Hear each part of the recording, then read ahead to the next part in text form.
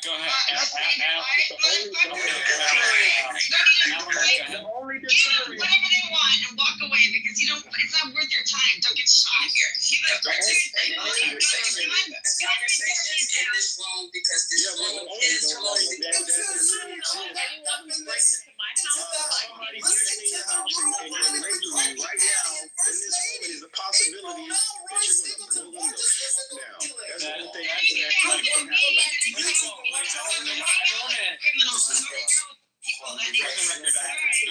Hang out with them, so you gotta call them whenever this is going down. So you're hanging out with these criminals. This dude breaks into your house, holds you down, and you have to calm it down. Okay, so for the record, so like I'm supposed to kill somebody? No, that's terrible. I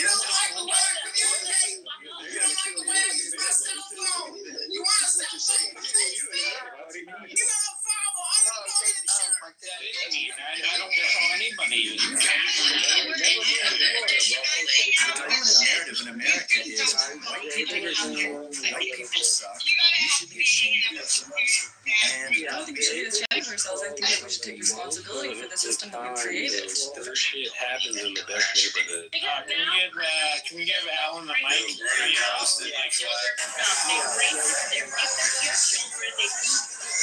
This shit doesn't happen where I live. He said David said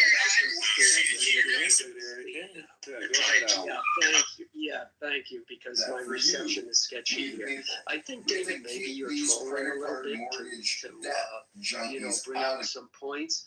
But yeah, first of all, before I forget, what you also forgot is the fact that most people miss. If somebody's dealing with you, I forget the percentage, but it's like people are nervous, they get scared, whatever. Even if you know if someone's breaking in, the criminal is going to miss, and you're going to miss. So that's the first part of it.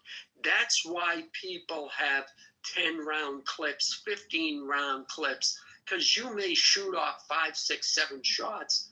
Only 1 or 2 of them might hit the target if somebody's breaking in. Second thing is, let's say, since we're doing hypothetical, let's say it takes 1 minute for the criminal to break into your house. What are the average police times where you live? If you're in a rural area, the police are 10 miles away maybe. If you're in the city, what are the police response times for your particular neighborhood? It may take them 10 minutes to get there. So what are you going to do? I mean, what's a person to do? Oh, geez, I know you want to do some crazy shit there, and my wife is looking really good to you. But could you wait a second while I call the police so they can come and stop you before you harm me? No, it ain't going to happen. If you want a comical argument on this, watch Bill Burr and all of his routines about buying a gun. He has a whole routine about a psycho breaking into your house with a sickle and attacking you. So it's hilarious. But yeah, I get your point, David. And ultimately, you don't want to kill anybody. If somebody wants to kill you, you cannot reason with them. If they intend to... Alan, can I ask you a question? Sure. Watch the movie 3 O'Clock High. It answers that philosophical question perfectly. I have a real quick question about the movie. Hang on, real quick question about the movie. Is it 3 o'clock and you want us to watch it while we're high, or is the name of the movie 3 O'Clock High? No, it's about a guy, an average geek, who pisses off a bully, and the bully says at 3 o'clock, you and I are going to fight. Oh, that's a great movie. I remember that movie. Yeah. And the geek does everything in his power to negotiate out of it. He even tries to get school security, and this bully is bigger than school security. And don't spoil the end of the movie, by the way. Yeah, but yeah, it's a great movie. Anyways, David, you wanted to ask me? I'm sorry. What was your point? I'm saying No, my At the point end of the was day- is if somebody intends to do you harm, you cannot negotiate your way out of it. I mean, it's just as a general rule, you know. Well, You know, I'm there. I want to rob you. I want to kill you because I like killing people. That's it. Is that a confession? No, don't. Yeah, like I was saying, like first of all, like okay. I don't like. Obviously, I don't like hurting people. I don't like. I know. So do you I want don't, to die? I don't like using the K word. I don't like doing bad things to people. So like my point is, there's a rush adjustment. Like I was in another room earlier today where a lot of people was like kill, kill, kill, and I'm like no, let's not do that. I mean, let's just calm down. But for some reason, because of what happened with Charlie, there's a lot of people that feel like that killing is the right way to engage in that situation. But like, no, that's not the right way. So yeah, this is So what do you celebrating a man's death? And that's what you're talking. So what do you think the punishment should be? I mean, he'll go through the court of justice, and if he is found guilty, then whatever happens. You don't think the death penalty should play up? Yeah, man. Listen, there's gonna be copycats that think that it's cool to kill motherfuckers for having a difference of opinion. Nah, you got to go, bro. That's exactly my. You gotta go. Fuck that. What the fuck you think this is? What the fuck are we in? Like, with all due respect. No, we're not in your. We're in the stage of history where with all due respect, the way the American justice system it's not a mystery anymore. we have an American justice This has system. been going on. But what do you mean the American justice system? They haven't up to before, bro. Like what? Did we ever figure out if that was the true motive? Did we ever figure out if that was the motive? He didn't like what he had to say. We wouldn't. That's most likely the motive. Asking a question. Can I finish? Did we ever find Yeah, out? but I can answer your question. We won't go into Can I court finish because my question before you try to answer it? I'm going to answer your You question. can't answer a I'm sorry. question I didn't finish asking. The question was, did we ever figure out what the motive of the shooter was? Was it necessarily he didn't like Mr. Kirk? Or it could have been mental illness. He just over there screwing around and he Again, I can answer your question. Mental illness or not, he should be made an example of. Hey, I am. See, because I'm gonna give you a bean right now, because this is how much I believe in equal expression, right? I'm gonna make you a mod. No, I'm gonna make a mod because we need to have balance, right? Yeah. So there ain't no sensitive happening. You know what I'm saying? You go ahead and rock out. And you go ahead and bring a different perspective, a different point It's of not view. a different perspective. I just think that the conversation. If Well, no, you are though. Yeah, I'm just asking if we're gonna have the conversation. so they don't know Whether yet. somebody got. They don't know yet, and that's supposed to all come Thank out. you, and that's okay to say. So I am finished. I am finished. Let them I was answering your question. Thank you for the clarification of that we don't know yet. We don't know the They motive. don't know. We know. Hold on, let me finish, please. Go ahead, Steve. So he's obviously from a Republican family. He's not partisan. Hang on, let her finish. He is. He's non-partisan apparently. So we really don't know. And the way it's looking is whatever it is. A lot of these kids, a lot of people, I must say, both Republicans and Democrats didn't like Charlie Kirk for a lot of reasons. So I'm just saying that. So this should not be political at this point. And however they're going to come out, let me finish. However they come out with the information, I mean, I am concerned whether or not it's going to be slanted. I do. And at the end of the day, it's this young generation that I'm more worried about. I think it's a generational problem. And I'll be straight. he was a representation. The problem is the kids this generation is going to go to school and put their hands over. They're going to learn to put their hands over the rise. That's what they're gonna learn to do. We do not know why he was shot. There were a lot of people that don't like. There's a lot of people that don't like Candace Owens. There ain't nobody shot her. We do know. You're trying to say because he laid on his rim or some shit. I am speaking. Excuse me. I am speaking. We can kind of we can go back to popcorn. Excuse me. We can kind of narrow down why they did it though. Why he did it. Don't get shot off the stage. No, we can. Just hold on a second, and you can go back to popcorn. You can have it. I just say, if we're going to have an honest conversation, just true. Just go ahead and say, we don't know the motive. He could just be some lonely kid that was bored one day and did some bullshit. He decided to shoot. We don't know the motive. Yeah, this is So that Okay, he except that we've really hearing from people telling them. we can't talk about that. What we can talk about is gun violence. Somebody we dying. can't talk about is the physical evidence that's around it. I think it's pretty clear the motives at this point. You don't think we can narrow down why he chose to particularly None of y'all are on the case, so no, you can't. And everything else was very clear. You This can't person's balance- not a Republican who thinks Charlie Kirk isn't Republican enough. Guys, He's not a policy adult. Scared.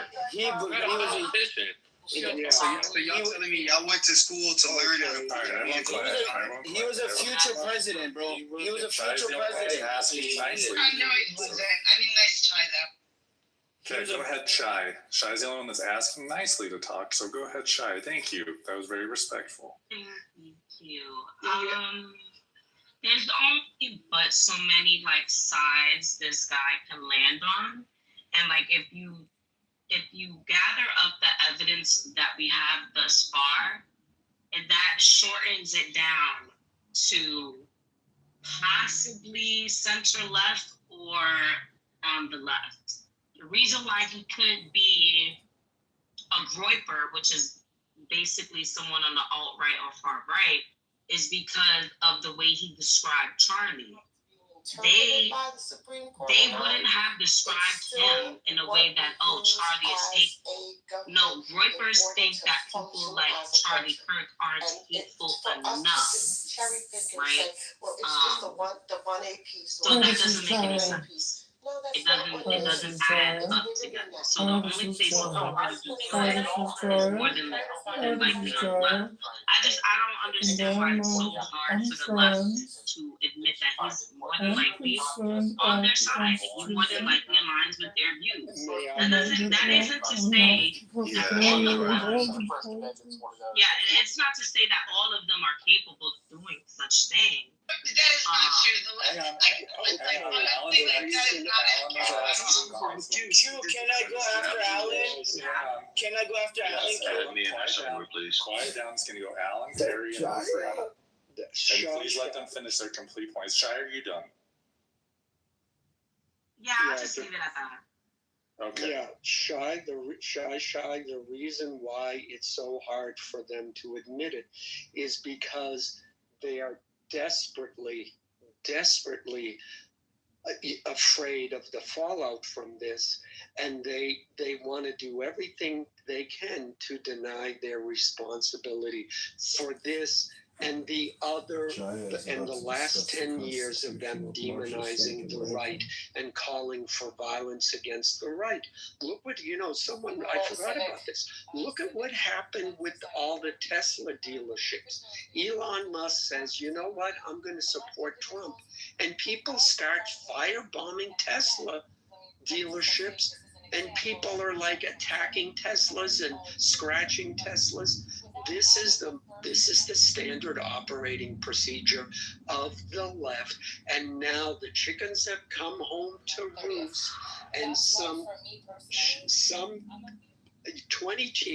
22-year-old who engraved, as you pointed out, pro-furries, which is part of the trans movement, memes in the bullet casing, pro-Antifa messages in the bullet casings, has seen riding, it looks like he's riding a Trump horse, anti-Trump messages,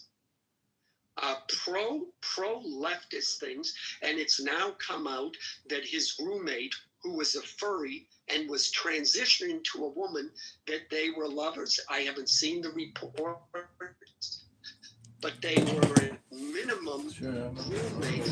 And the left keeps saying, like I am or whatever her name was, kept saying, oh no, but we really don't know. Oh no, he was a groiper. Oh no, his whole family was Republican and MAGA, so he must have been. They're squirming around in their seats because they know this is their assassination. And middle America, moderate America knows it.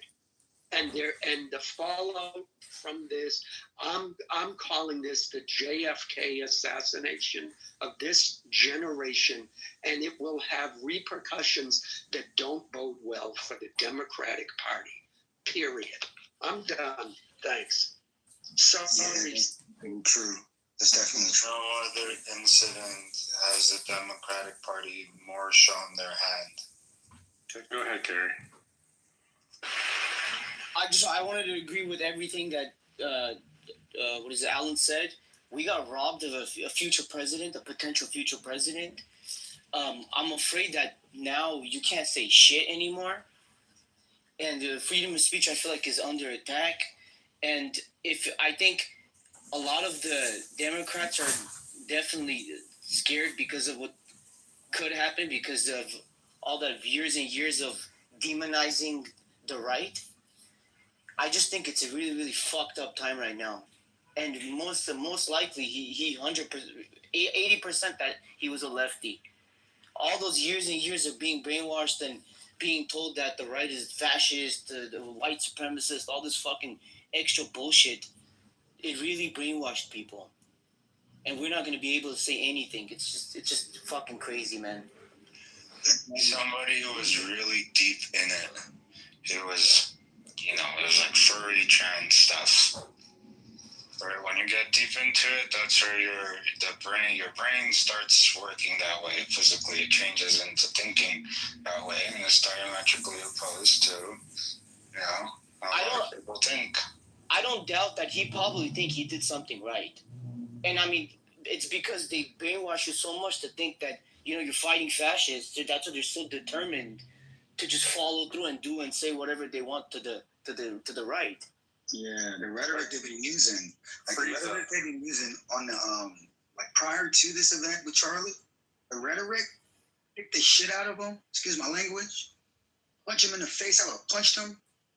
They are actually talking about violence, acts of violence that they are talking about they would do.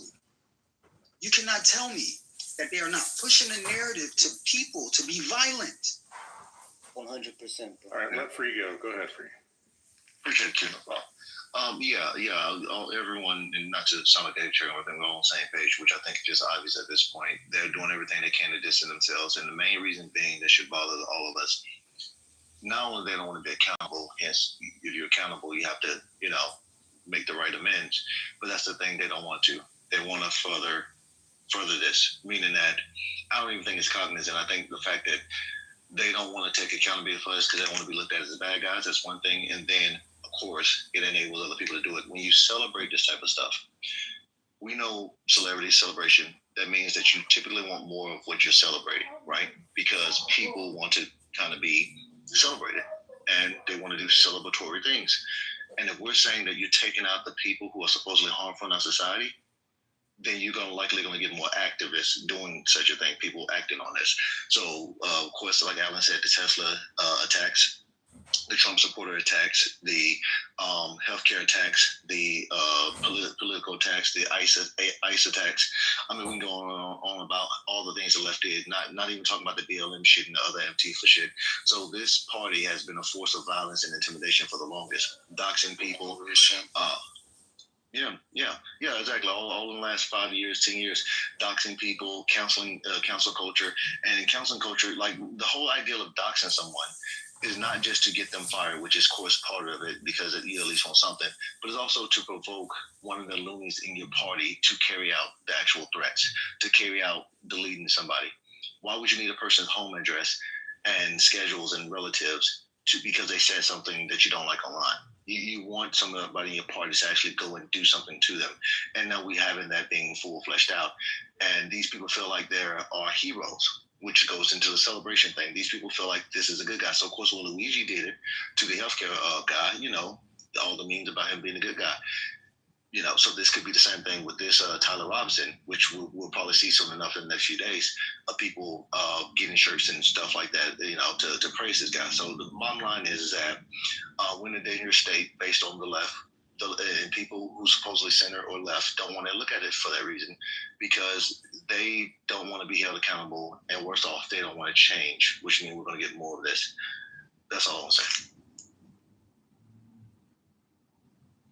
Their reality is imposed, it's based on lies. So their communication is always based on manipulation. Yeah, bro, it's like somebody coming and telling you, wouldn't you want to get rid of all the people that are oppressing you and all the fascists and crazy people? And then the guy goes, yeah, you know, we need to get him. And he thinks he's doing something fucking right. Yeah, because they blame their problems on the right or the current state of affairs. Their morality is based on changing the government to be the way they want it, so they're willing to do whatever. They see it as life or death. Yep. And scary thing is, people like us would be silent because they're so loud and trying to cancel anyone that's opposing that. Yeah, they because they control so many institutions, so much ideological capture. The most powerful people in these institutions are trapped. They have golden handcuffs. They have to entertain their every whim, or else they just throw a tantrum. And then what can you do?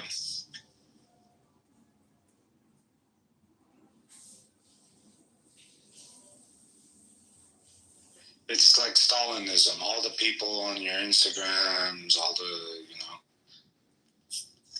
everybody apologizing now. They're doing they're trying to do damage control. They won't take their L. It's not a mystery. It's pretty black and white. Yeah, bro. I saw people like making videos about saying how sad it is that he passed away. That I would have never thought that somebody like that would have ever said anything like that about Charlie Kirk. It's 100% damage control because they realize they fucked up. Like, you can't just keep doing this and expecting. Oh, look, crazy. Some people are saying that. Yeah, the few people I've seen, they're trying to make excuses because they're trying to defend their position. And this is really, it's kind of like, it shows where it's really an extreme phenomenon, right? This guy, like, he's a furry. He's got memes, video game memes on his bullet. It's like, this is really where things end up. This is where things end up when traditional values don't have, you know, when you don't account for realities. You live in a box. If he wants to be a furry, that's none of us. Yeah, no. But it shows someone who, you know, really got into pornography. Hey, but what do you think about, say, these people who are with all due respect, that's none of our business. If somebody wants to be in pornography, no judgment, I guess. Yeah, but none of those things I think are indicated at all about his actions. He was when you look at him, he really does. To me, he looks like he's sick. Like something is like really off. Even we shouldn't pass judgment without knowing the. Yeah, no judgment. I personally think if he had a gym membership, if he were, you know, studied some ancient history, you wouldn't turn out this way. But yeah, I think we should wait to hear. You know, obviously he's going to appear in court, and we can wait on that situation. Yeah. We should not. Yeah, go ahead. Sorry. I would just say, I hear what you guys are saying. I'm sorry, brother. I got you free. Let me just say this real quick. I'll let you take off, brother. I would say it's tough for me to see how they cannot see where he got this from. His family at home is a staunch Republican family, right? We agree. He went to college. What's going on in the colleges right now? Are a lot of kids going and coming back more radicalized? Has there been problems with parents telling people that their kids are going to college, becoming super radicalized? Is there black parents doing the same thing? Say, yo, my son went to college and he's coming back racist. This is what is being presented to our society. And when we see things happen like this, we know where it's coming from. We cannot say, oh, we don't know what, we don't know what. If we see on TV that a lot of people from the left are saying fascist, he's a fascist, he's a fascist, he's a fascist. He writes a bullet, he engraves on the casing, fascist. He kills him with a different bullet. They find on one of the bullets to say fascist. What is his belief? What does he believe that this person is? They got bullets on it. When people write on bullets, it's intended for someone. And it's intended to have a meaning. So he meaned what he wrote. And they understood what he wrote because it's all based off this new stuff going on with the internet memes and all that stuff. And he was young. So he grew up around this whole demonization of people who think different from you. So he was raised being indoctrinated, and then he grew up to fulfill what he was taught. He did a good thing for what he was taught, but he was wicked for doing it. Yeah, bro, it's like whenever our parents would say, don't fall with the wrong crowd, right? He fell into the wrong crowd and he listened to the wrong people. Agree. Like that's the thing about it, which really baffles me when you listen to media and how the left don't believe they're radicalizing people. Like we didn't have this issue over a decade ago. We didn't. Like people had their own positions, people talked it out, and just moved on about their life. But now people are showing up at people's houses, stalking them, like I said, doxing, all this other crazy shit. We are in a vastly different society, let alone in my lifetime, let alone follow all of American history to where we've gotten this extreme.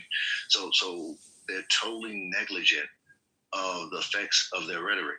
They really are, and they won't stop it. They won't turn away. And so this whole thing about Nick Fuentes and the worker shit and all this bull is every attempt to detach this from them. That's all.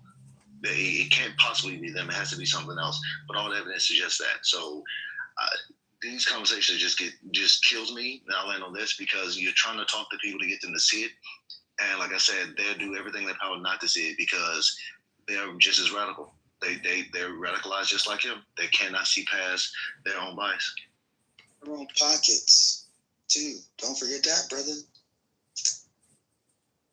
Yeah. And the crazy thing, like I said before, people like us are silent because we don't want to get involved in it because they would get messy and do all that crazy shit. But at this point, it's like you can't not say something about this shit. I have a unique take. I think Charlie was a moderate radical.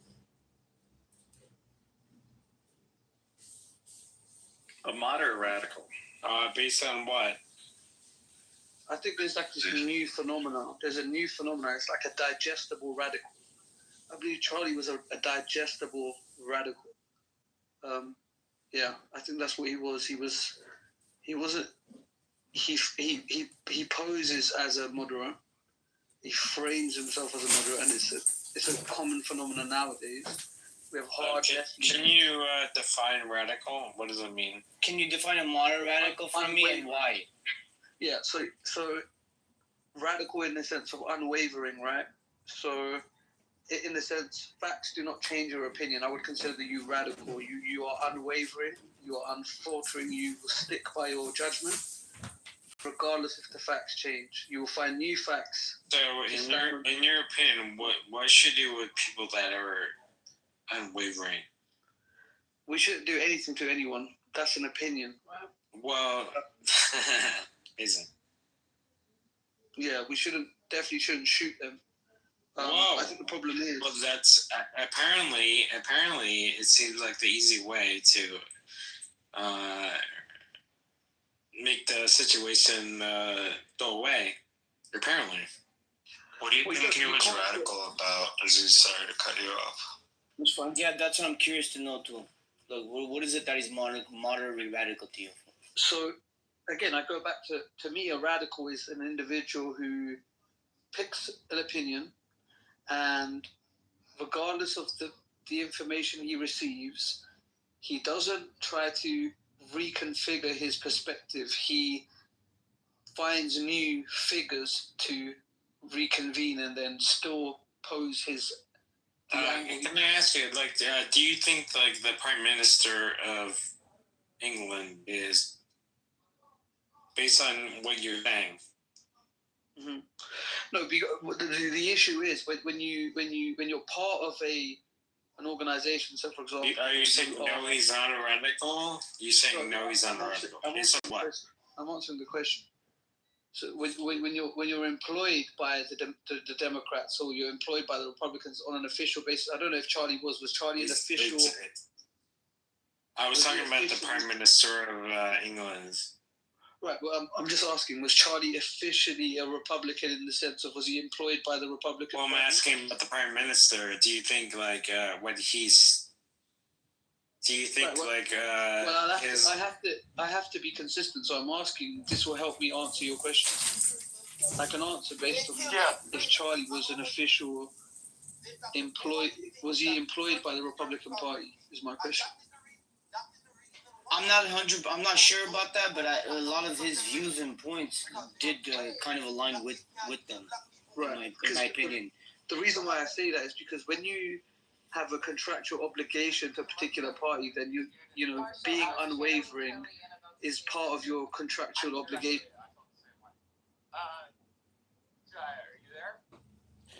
Yeah, I'm here. I'm very upset about Charlie Kirk's murder. And I think that the Constitution is very relevant because in a court of law, you have to use the law. And these are pre-written documents. So to think that the government and lawyers won't use them in defense or prosecution is ridiculous. And these seem to be sacrosanct, but I would say that Charlie is a good example why we should come together at this difficult time to completely wipe out all common sense and history of law and just go with whatever radical Democrat, liberal, socialist, Marxist, transgendered, feminist terrorists. If I do this, then he might do. Question. He simply said,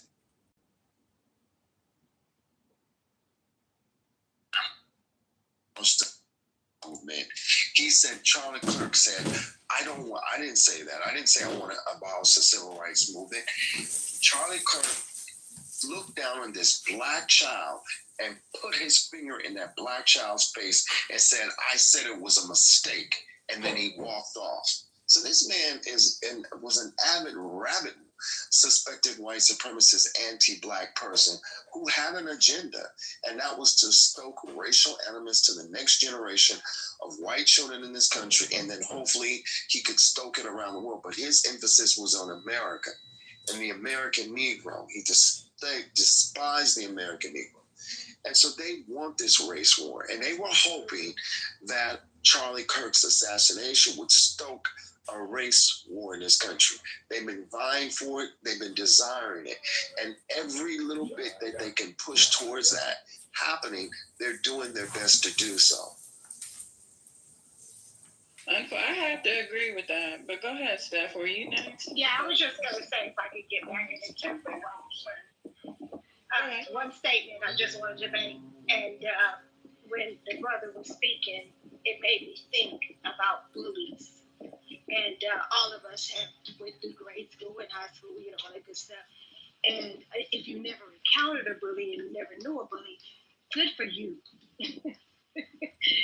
But unfortunately, I'm all too familiar. In elementary school, middle school, but when I got to high school, I recall very vividly this one bully wanted to come, you know, for whatever reason, target me. And gonna tell you that that was the last day that I was bullied when I beat her motherfucking ass. I'm done speaking. You beat her up. Yeah, I get it. And so you're right. That takes That's I'm telling you, like, yeah, that's it twice. Well, not only just her, but everybody else, right? So what brother was saying about violence, see, I'm not a big proponent of violence either. However, if someone is charging at you with a knife, you better shoot them. See, it's about us responding in a way in which it thwarts any further threat. I'm done speaking. I mean, but now listen, I agree, right? Meaning that I don't think we have the time. Hold on for a second. Go ahead. The floor is open. I'll be back. Have to be up high enough. The brother just gave you the numbers. It's only 40 million. You ain't ready for no war. We got to think further out. Multiply yourself by 5 and start making some babies. We was at one point in time, your grandmother was having 13 children, 12 kids. Nope, mine's got 10 kids. It took 9 months, and she had to have 6 weeks to recover, and then go back into that. Everybody on there, shut up. Start fucking. Everybody, get somebody. Make love, not war.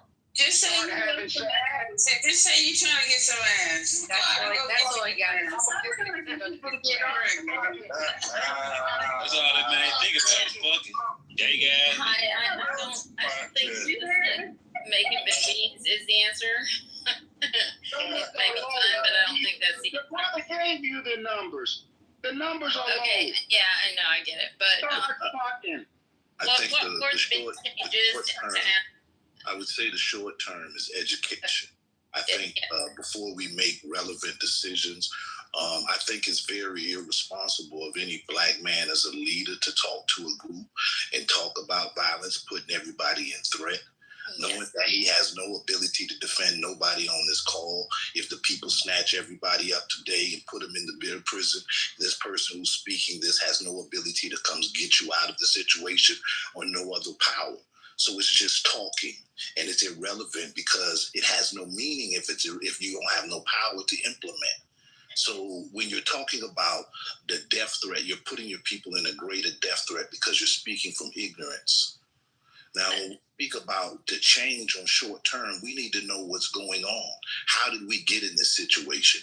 First stage is we got put in slavery and colonialism through an issuing by a church. The Catholic Church issued the Papal Bull Doctrine. The Papal Bull Doctrine delegated authority to certain European powers to go out, colonize, and enslave people. These same people are holding us today under this same delegation of authority. They have no other delegation of authority. The biggest lie in America is church separated from state, because if the Catholic Church issued the delegation of authority, which gave you the authority which you claim to hold the right of this land, you've killed people, stole the land. You're not returning the land, so you're not a justice or a righteous government. So when we speak as, oh, I'm American, then we're holding to the sins of America. We're holding to the violation of enslavement and colonialism. So I never will speak as though I'm one with this system. So then that becomes the mental matrix that we're caught in. See, we have to make a separation of the sheep from the goats. See, because at some point in time, you're going to have to say, where are you? Are you compliant with the system that has enslaved and killed millions of people to steal the land? Or are you objective to that? Because if we say we're objective to Palestine and Israel, then we have to be objective to America. Because this is a Palestine and Israel. This is a taking of land and killing and murdering of people.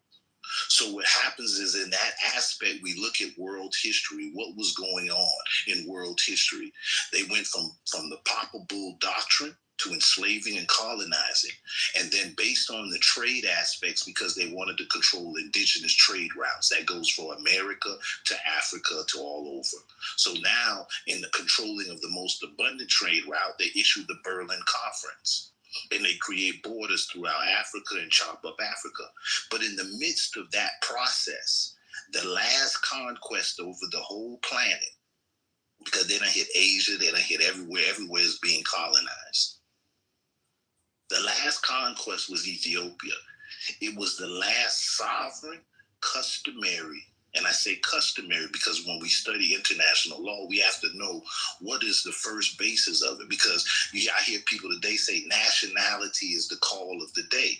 There was no nations, people. There was no borders. Borders and nations come from the Berlin Conference. It's a codification of the Papal Bull Doctrine. So when we understand that, we got to look at international law and really what is happening. The last conquest was that the Papal Bull Doctrine is considered the primacy of Peter. Means that the Pope held that he is the highest authority of God of the Christian empires on earth. And through that, he issued a lien against all of the people. That's how everybody talks about UCC. We're commercialized commodities and we're being traded on. Yes, but the first lien holder is the church, the Catholic Church, under the Papal Bull Doctrine. So even though all these brothers and sisters are filing all their UCCs here in America, you still haven't contested the first lien holder. You just contested the warehouse holders. And just saying, well, I need to hold the stock. I'm the stock. But the property is still held. That's why they say lost at sea. So the property is still held under the Pope.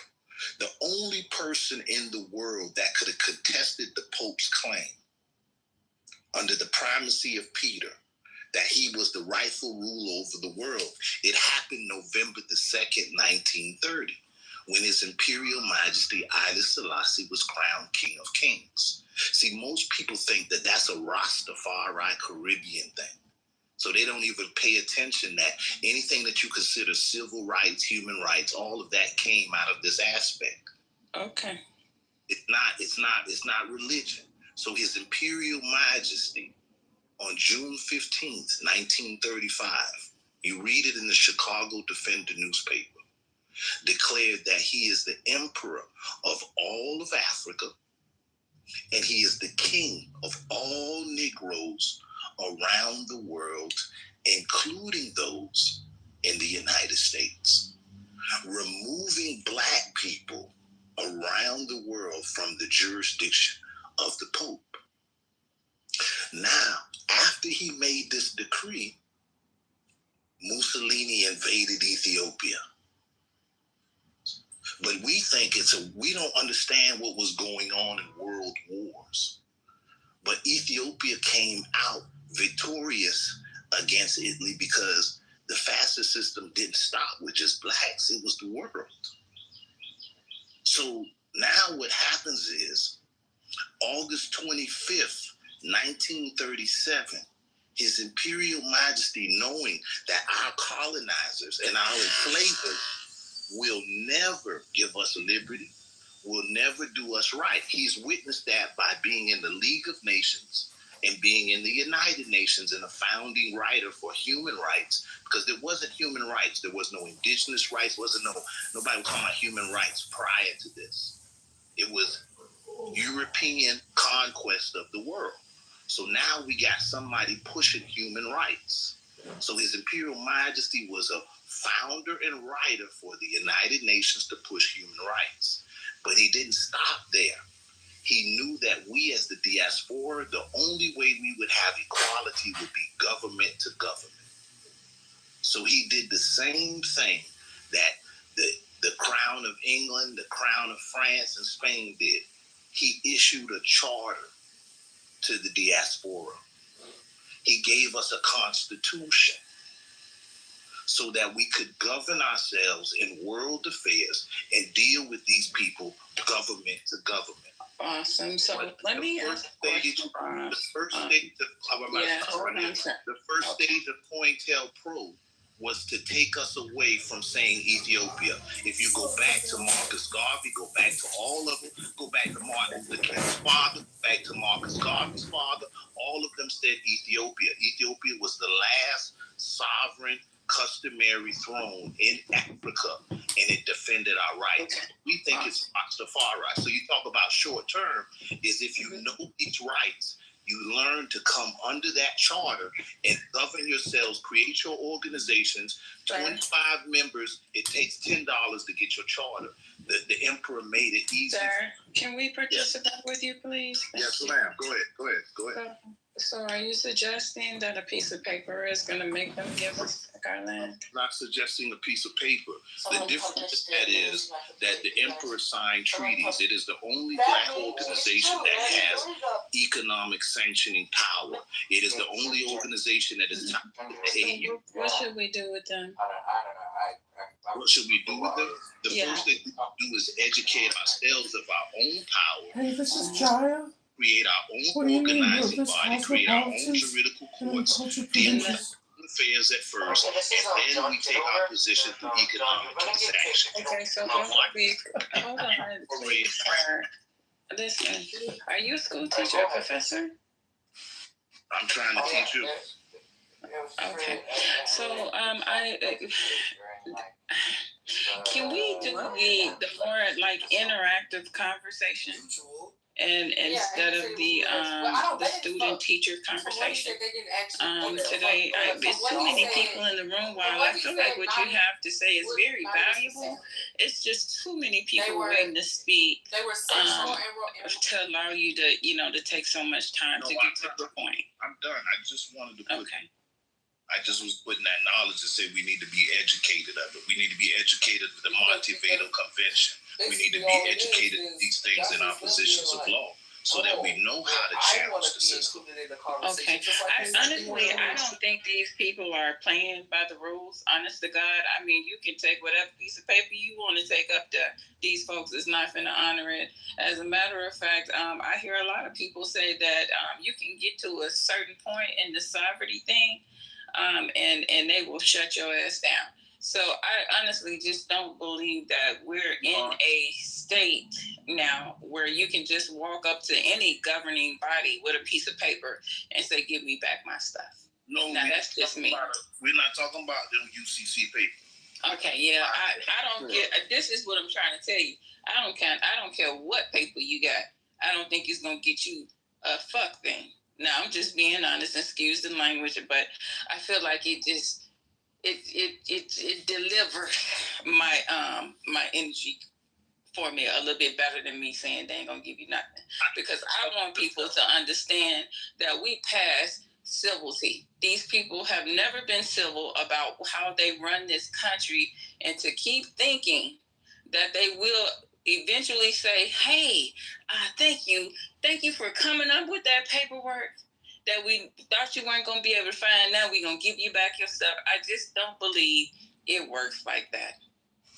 And so back to where we were in the conversation, which is, do we have time to try to push this out a generation, 2 generations to fix it? Do we see what is currently going on in our government? Do you think we have 2 to 3 generations to wait to fix this? Yeah, I think you're right, Miss Erica. Hey, Miss Erica, can you bring Miss Fitz up, please? Absolutely. Here's the thing, right? The gentleman who was speaking a second ago, I think his name was Ras. He has some very valid points. Extremely valid points. However, what you said, Erica, in reference to, they will honor your documents and all that stuff, if you recognize the one thing that Black people on a whole has never attempted is to unite themselves as one nation.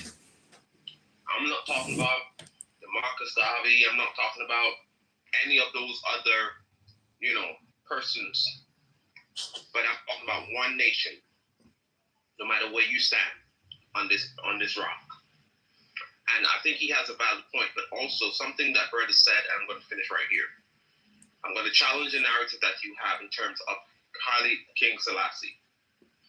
Haile King Selassie derived his power from the kingdom that was on this side of the globe. I'm not sure if you know about this knowledge, but I'm telling you. He derived his power from the kingdom that was on this side of the globe prior to the 1400s. This is why when you go back, you can't find anything past the 1300s and all of these things, because what? They have to make sure they hide that kingdom. He's a derivative of that kingdom. Ethiopia, is a derivative of that kingdom. And if you're correct when it comes to the last stronghold was there, and that's the reason to this day Ethiopia is standing where it's standing right now. Yes, I look up my name, my brethren, Ross Lazarus Nazarite. I am a Gullah Geechee. My family are descendants of the Axumite seafarers that were here in America. We already documented that we were here in America way before Christopher Columbus. We are the Amexans. We are the Axumites. So if you look, you will see Axumites! the last 20 years. Yeah, So my Axumite! grandfather, I come from an oral tradition of the Gullah Geechee. Awesome. So let me ask you how that benefits you in a country where the government has gone rogue, where the government is ran by an international entity and don't give a care about who. Obviously, none of what you're saying. The IDF didn't do their best to stop this. No, what I'm saying, they knew that Hamas are taking hostages, and they choose to bomb whatever these vehicles are going at. And that's further demonstrates things, right? Because if you were to look at the numbers, the death toll after October the 7th, you would find it like fluctuating between 1,300 and then 190, and then specifically at the end it's 1,200, right? Why do you think so, Metan? Why the numbers changed? Up and down, up and...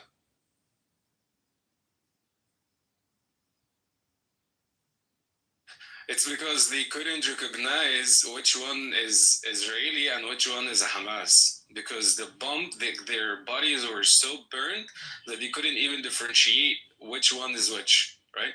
So that's why the numbers were fluctuating. So Hamas doesn't have weapons that can does this to vehicles or kibbutzis or like buildings. They cannot just bomb a building. They didn't have such weapons. Who does have weapons like that, Meta? The IDF. Thank you. The Jews. No, I'm saying the IDF. There is why every time? I don't. No, listen. Actually, I don't think that Hamas killed anybody on October 7th. It was all... No, they killed. Listen, I'm not saying... No, it was the IDF finding an excuse to kill their own people. That's all. It only makes sense. I'm not saying that Hamas didn't kill anyone, right? And I'm not justifying, Hamas killing civilians, right? Of course they killed civilians. They kidnapped civilians. I'm not justifying that. I'm not justifying that. Any civilians should not be killed. But what I'm saying is that, you have to say that part too. Because if I was an Israeli, I would say more people were killed by the IDF, yeah. I think the IDF found an excuse to butcher their own people. Michael, with your permission, I want to interrupt. Noah, you bring here the day the 7th of October and all the chaos. Nobody know exactly. Nobody know exactly who gave the order Hannibal, who knew about hostages, who did what. Yes, the military investigated, but we didn't have ועדת חקירה ממלכתית. צלצלת את מתן ועדת חקירה ממלכתית.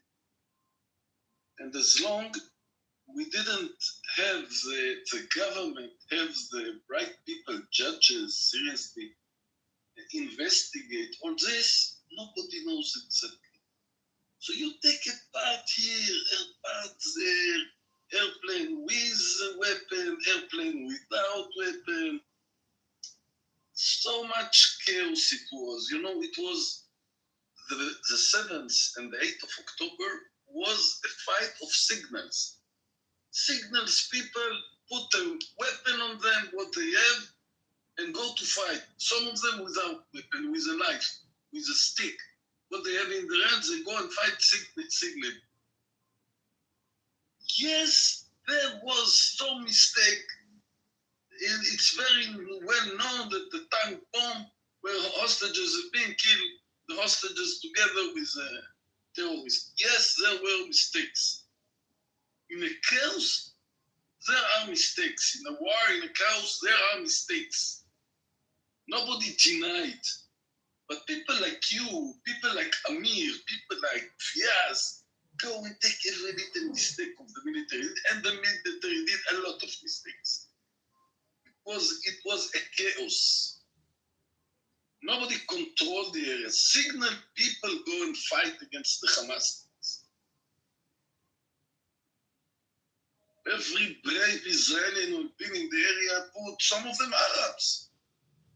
Some of them Arabs soldiers go to fight against the Palestinians. The women Arab. Yes, Michael, what do you want to say? Almost, well, this bullshit. I can't imitate your accent, but I'm gonna say this: your accent is fire. Almost, you'll get mad bitches in America, bro. I swear to God. But what you call it? Yeah, bro, it's bullshit, bro. I'm sorry. It's just bullshit. You know what I'm saying, listen, when it come to the mainstream discourse surrounding, the Gazan people, you find that like it's certain top officials within Israel that will go, oh, it's the entire population. They elected Hamas. They support Hamas. They essentially try to like make this argument that the entire population is Hamas, right? So, it's kind of difficult to determine who's who. You know what I'm saying? I feel like that's just their way of, just preparing the international community for what would appear to be civilian deaths. No, that was Hamas. The entire population is just brainwashed. They're taught from young how many Jews to kill. So, these are just bad people in general. That's the message that's been given like to the world. So I think it's just one of them situations where, one is honest about killing civilians, and the other one has all this technical jargon. Like, oh no, we're not targeting the civilian population. I don't think we could prove like what their intent was. We can't get inside their brain. But I mean, it's routine. It's routine. Like, it don't matter if you're not targeting them. Like, every day you just happen to be killing civilians. Like, what the fuck? You know what I'm saying? Like, even the journalists out there, it's routine. You know what I'm saying? Every other day. That has nothing to do with what Amos said. I don't know what you're saying, but it has nothing. It has nothing to do. He's venting. He's expressing his feelings. It's fine. No, okay, you can express your feelings, but can you address what Amos said? I can objectively and address So, what Amos says. there's many questions in Israeli society. Amos didn't just say that Israelis, or what you call it, the IDF makes mistakes. We're talking about October 7th. Why they didn't respond? No, wait. I will let him respond. I will let Michael finish his words. But you must understand, Michael, every crazy person like you can say what you want in mind. I give open and free mind. You're speaking in the last 5 minutes bullshit, but in my room, all the bullshit and all the garbage you're saying is okay. In my room. Everybody, so please finish your words and let Mike Matan respond to you. Just to clarify, the question we were talking about October 7th. I'm not gonna lie. I just want to continue. So when it comes to Amos, right, I recall him saying that Israel or the IDF makes mistakes. He was talking about why they didn't respond on October 7th right away. That's the topic. I thought he was talking about civilians dying and them making mistakes. No, the question is why it took them 6 hours to arrive. Where were they? Why did they stand down? Why were there civilians just running to help when they're October? There's a lot of confusion. And so in Israeli society and outside, Noah is bringing up a lot of these questions that haven't been answered about where was the army on October 7th to save the people? They never came. So that's the question. Finish, Mike. So maybe I came in on the wrong end of what you were saying. That's okay. What you said is you can speak your mind. You can rest your neck. So what you call it? If y'all want to talk about that, then you know what I'm saying, it's clear, it's obvious as day. You know what I'm saying? They want war. They have an appetite for war. That's why they gotta like engineer like or manufacture the notion of like Hamas being this very strong, threatening, existential threat. They've disproven that, I think, militarily. Like they've blown that notion out of the water. But nonetheless, they have to continue their campaign of war, right? So a threat has to emerge every few days, you know, a credible threat that might, I don't even know if at this point they can even argue that it's going to threaten the existence of Israel. But yeah, they need to exist in that environment to continue their war effort. They got to do shit like kill negotiators and Okay, that's one theory. Thank you. George, you have another theory about why they didn't show up on October 7th? I think I'm done, but it's all good. Oh, you want to say something else? Sorry, didn't mean to interrupt. No. Let him go. George?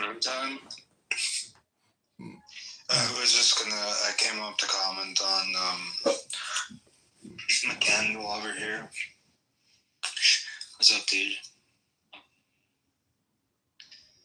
Yeah, at one point, does it become this is what Hamas wants? They're actually like putting their people in the line of fire. And you know, at what point does it become that? Like, is there a point where it's like, do you put blame on that group? Or is it always the group in power in your simplistic worldview? We're just asking, where was the army on October 7th? Okay. So You guys keep up. We're trying to keep this conversation on track.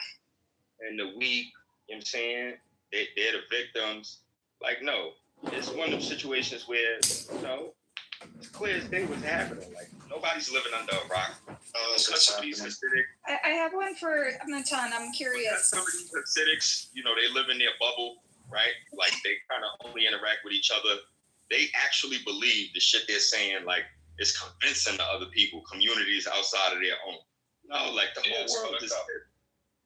Oh, Matan, I'm curious. Like, I think there are many, like Amo said, many open questions that have not been answered that the government needs to account for about what happened, where they were on that day. What are the sort of on the street hypotheses about what are they talking?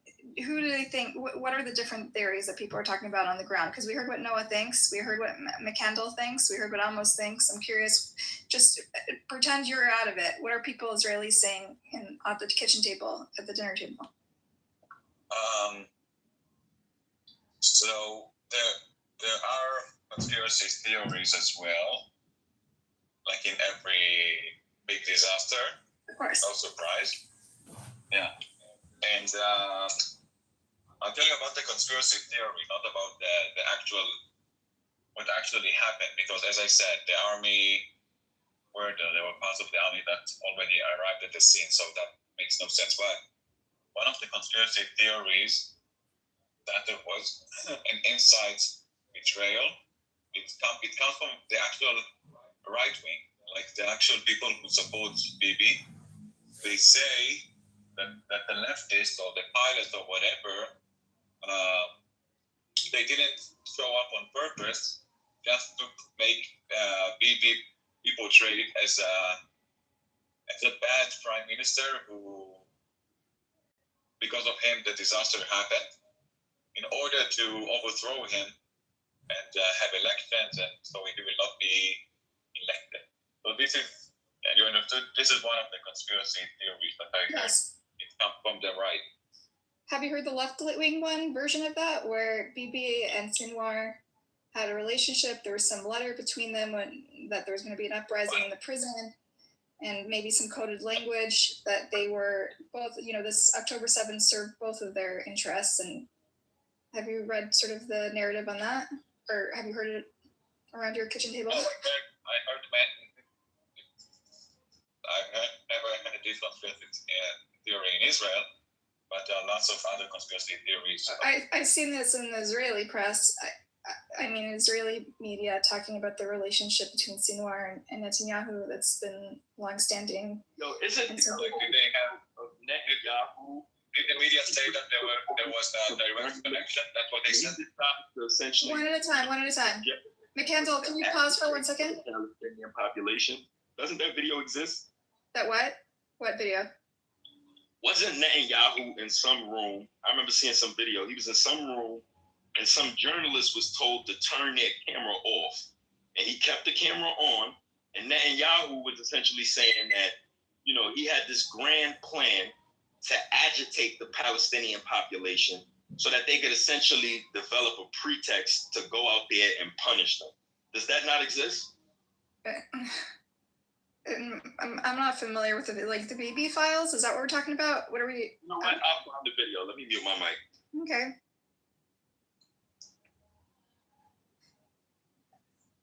Okay, Matan, I just was hoping for a full range, like across the political spectrum. I think there's different theories about who failed, and I'm sure there's those who pin it on this government. So it's interesting that you're not aware of other narratives besides the right-wing one.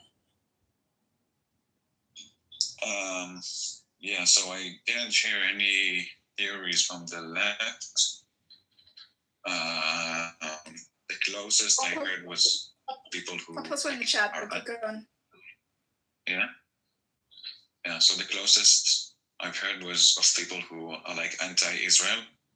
And this was an inside job to conquer Gaza because of the Ben Gurion canal, sorry.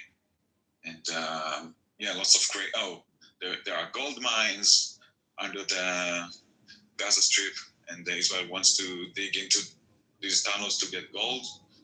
And yeah, I've heard so many theories about why it was of like Israel's interest to come to Gaza, and but not inside Israel. So yeah. You're saying mainstream, normal, centrists and leftists in Israel don't have any questions about what took 7 hours for the IDF to arrive and all the communication flaws. They assume it was just a mistake. It was all just a mishap. Of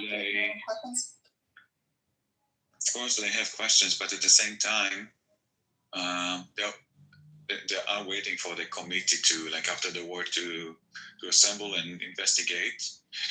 There were some already published investigation for some settlements with the exact hour that Hamas came and what. You're in the Matrix. We can't hear you. Can you hear me? It's better, yeah. So there were some, as I said, part of investigations that were already published. I encourage you to read them. But the mainstream, like people in Israel, know that it was that the IDF was really confused, and the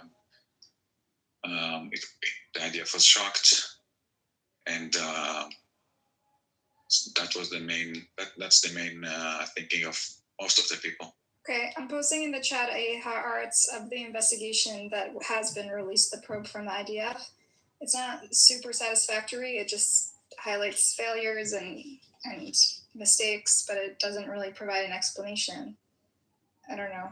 It's still unsatisfactory. This is Chaya. Hi. What would you like to say? You want to comment? I've been listening to you on this app for like days, and I just think you've got a mind virus and you're very immature. Okay, you have a vacuum. Can I move him down? He's not a real person almost.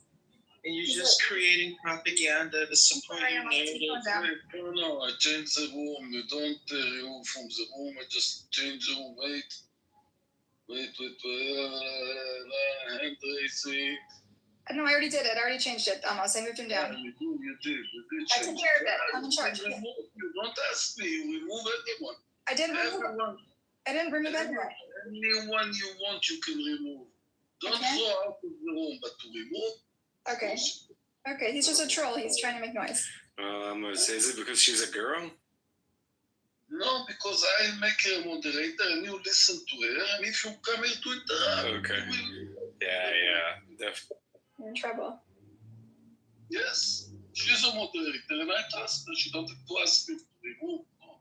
She know I don't care, but it's okay. You're the moderator, and you do what you want to do. Thank you. Like you change Buttercup to Yes of Shia. Yes, I see. From the river to the sea. Yeah. Palestine would be free.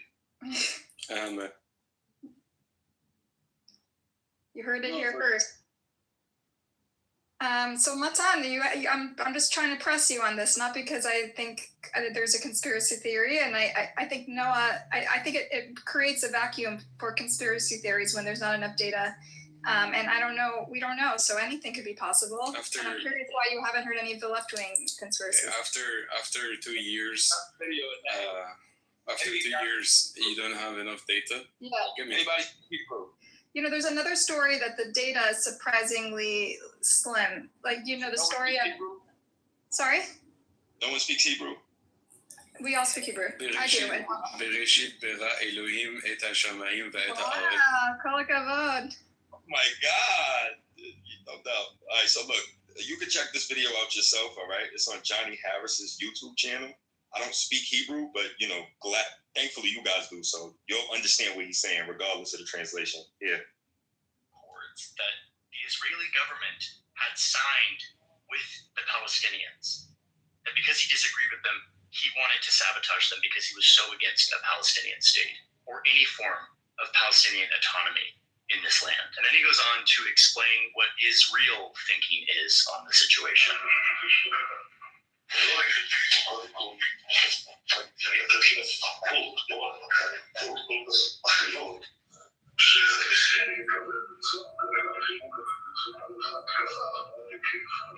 All right, I think the volume on the audio surrounding Netanyahu is very low, but if you go to like 12 minutes and 6 seconds on the video, it's literally Johnny Harris. That's the YouTube channel. All right, there's a clip of Netanyahu in a room. He's wearing a white shirt, right? Oh no, I'm lying. He's wearing a black shirt.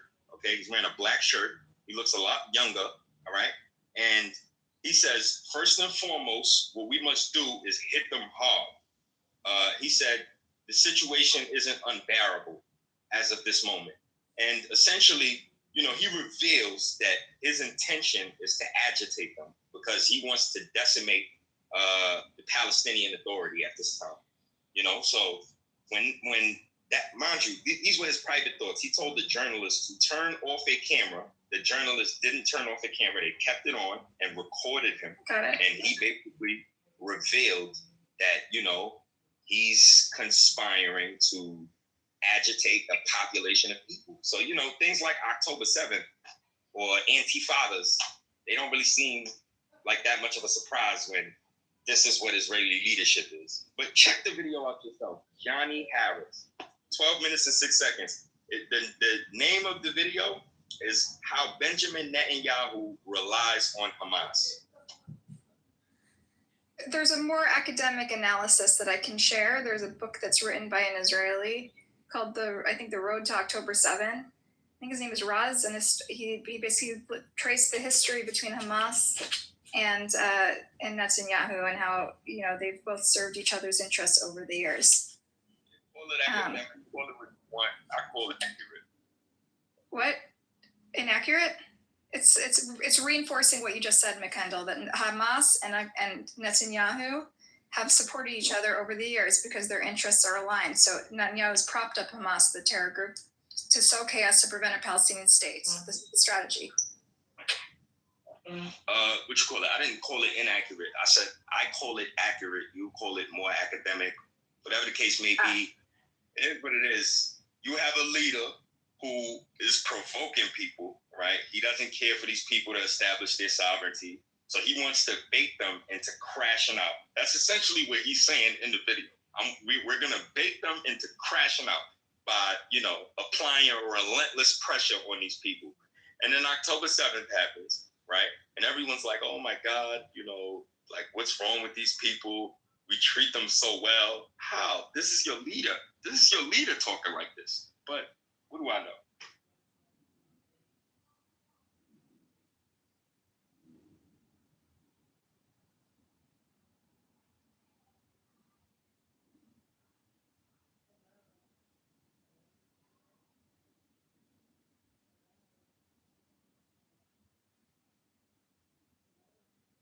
So all of you guys are from Israel? No, just Amos is from Israel. Where are you from, McKendall? I don't know if I want to reveal that, But I'm from the Northeast, West, East Coast, West Coast. Yeah, East Coast. Okay, me too. Nice, we're neighbors. Sure.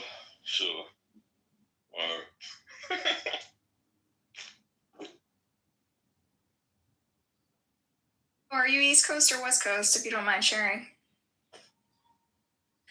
I'm a king of the West Coast, and if you don't know, you do now.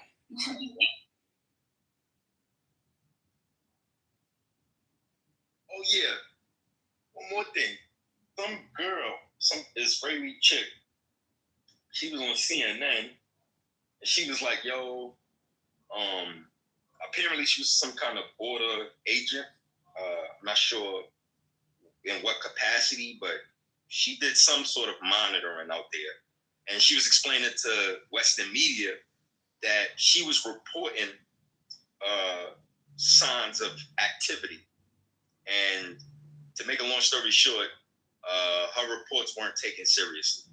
Like time and time again, they weren't taken seriously, and October 7th happened, and somehow the Israeli state was unprepared, despite having information ahead of time that there may be a threat emerging on their borders. I could post that link. That's easily findable. She's speaking in English too.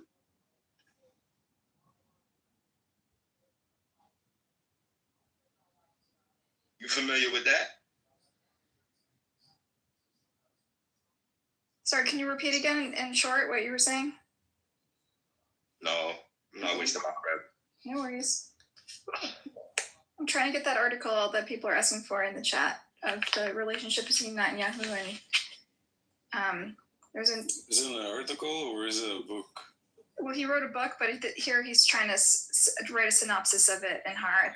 He's summarizing his book about the relationship between Hamas and Netanyahu, how they serve each other. I just posted removed the paywall on this thing if anyone wants to read it. I'll just read like a few lines so people can get a. Can you wait and read after I say some words? Yes, of course. Start coming dates in Israel. Still working tomorrow. Let's see how long I would stay in the room, but of course the room is yours. You feel what you want to do, you do here. So what I want to say, listen, after the Israeli taking away, more and more people, somebody here, what's happened today in Spain, in the bicycle race, more and more countries announced that they will not go to the universe where Israeli take place. And Israel is starboard still going inside Gaza, don't want to go to any agreement. Yes, any agreement. Idea to release Gaza. And right now, I become every day more and more pessimist. Especially when I see Jintip in my room, I become more pessimistic.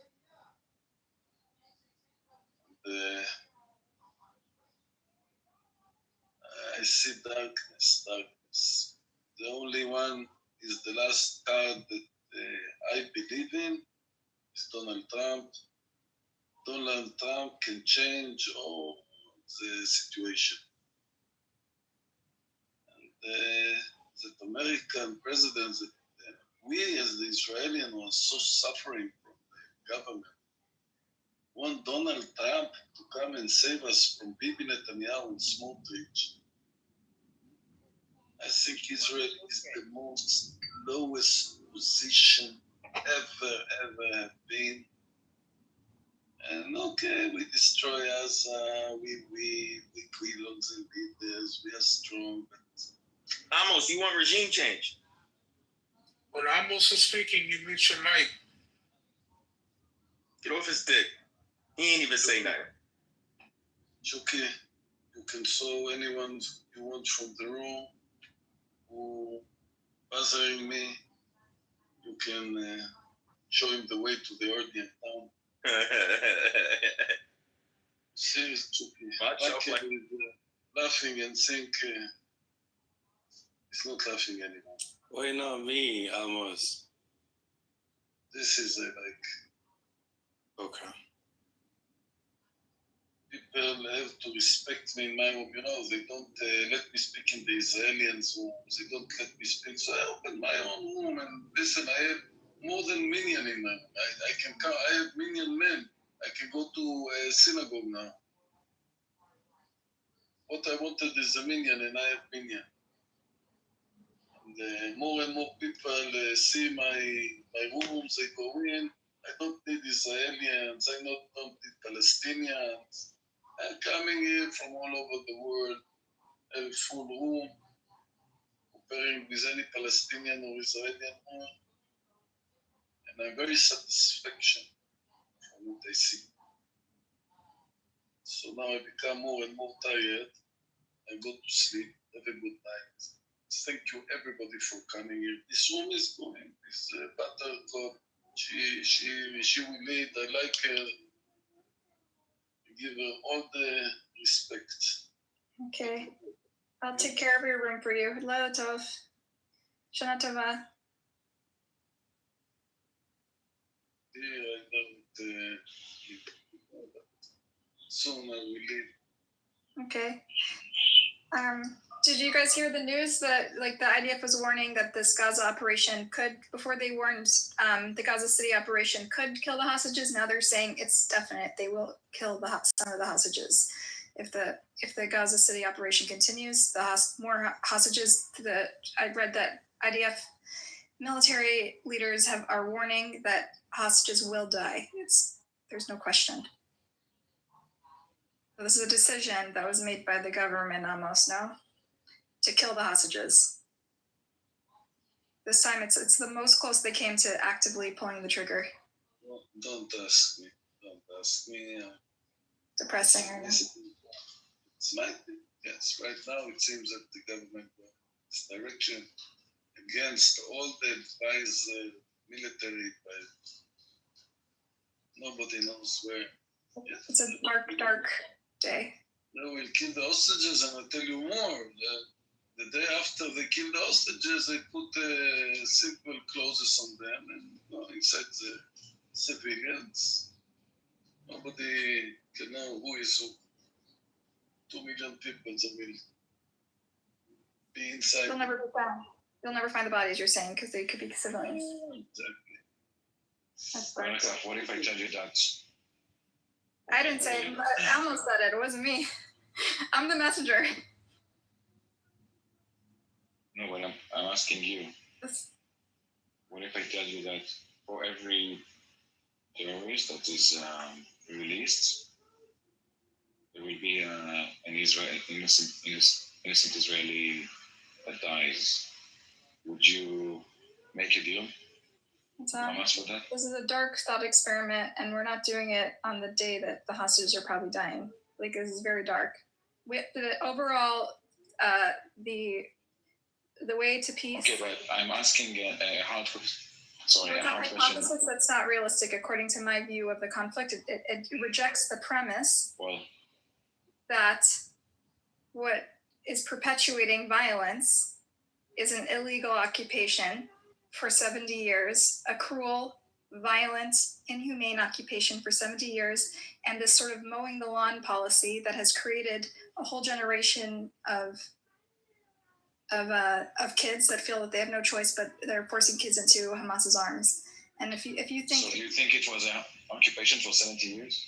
No, obviously, but I'm saying that there was illegal aspects of it since the '67 war, right? Okay, but who did Israel occupy Gaza from? Okay. Matan, this is like a very convenient hypothesis that's not rooted in reality, so I don't want to entertain it. Okay, but it's not type of pathetic. It is real, actually.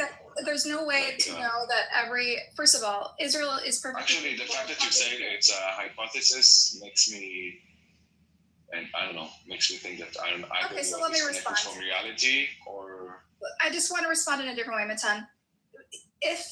First of all, let's discount the fact that most of the Israeli people say we should release the hostages even at a high cost, which means releasing even killers. Even the victims of October 7 say their family members' killers should be released in order to free the hostages. This is the widespread view in Israel. You know this, Matan, because you're there. But putting that aside, Israel is perfectly capable of they've been doing targeted killings when there is no war. There's nothing stopping them from killing the convicted killer after they release the hostages. They've made really clear that the goal here is to deprioritize the hostages. This hypothesis that every single person that's released is going to kill another Israeli is not factual, because 90% of them, but it did happen. Yes, it has happened. It has happened, Yes. but it hasn't. But the people in prisons who So are it won't happen in the future.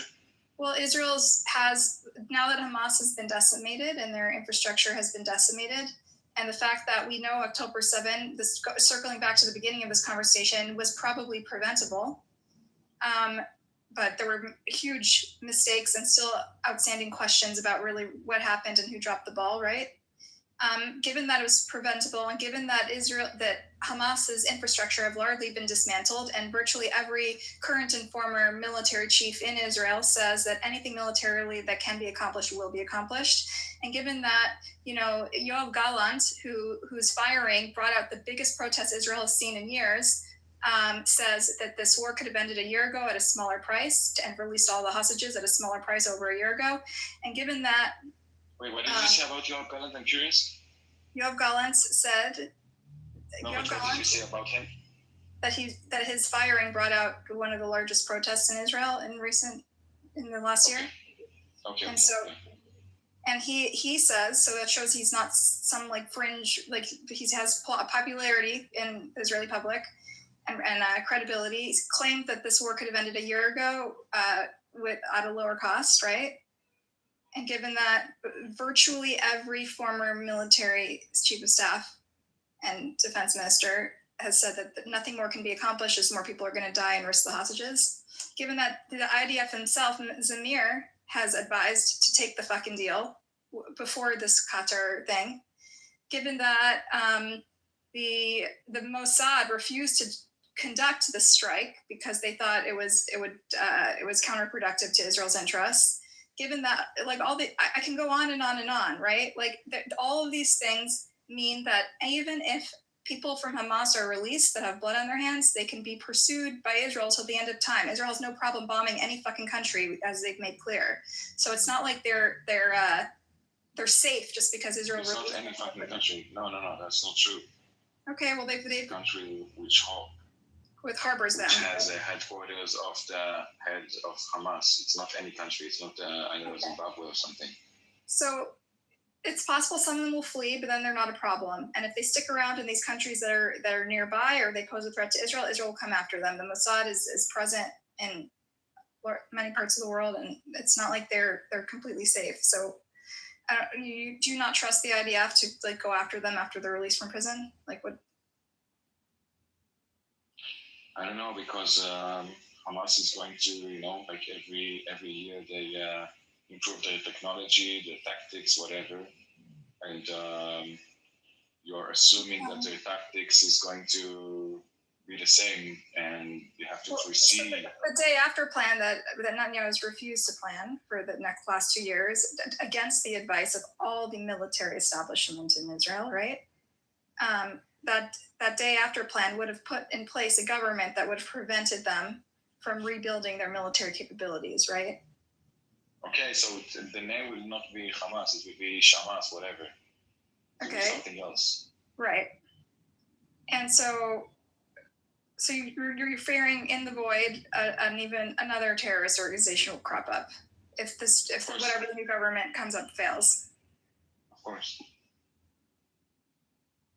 So then what does it make a difference if people are released from prison or not? If you think that, committing the devastation that Israel did in Gaza is going to spawn a new terrorist group, what's the difference about the handful of people that they released from prison that they might have to go after, chase down afterwards? That's What like do you mean? that's their concerns are much bigger than like who they release from prison to get their hostages back. And given that like releasing the hostages, killing the hostages is going to be such a blow to the morale in their country, and also its standing, and also just like its perception in the world as like a country that represents and defends its people. It undermines everything that Israel stands for. I don't know.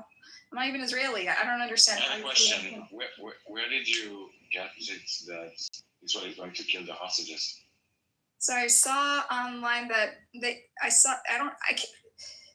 it's the closest they're coming to directly pulling the trigger. Basically, some IDF leadership, I think it was Times of Israel, I can't remember his time. I'll put a link in the chat, but they basically. Why are you stuttering? Fuck off. Basically, I will put a link in the chat.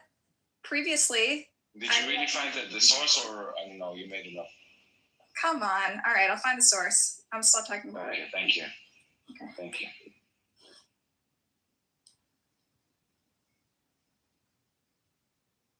So anyway, sorry. But in short, what they're saying is that previously they warned that it would be dangerous, and now they're saying it's certain that some people will die. It was TV, it was Israeli TV, it was Khan TV. I'll share it in the chat.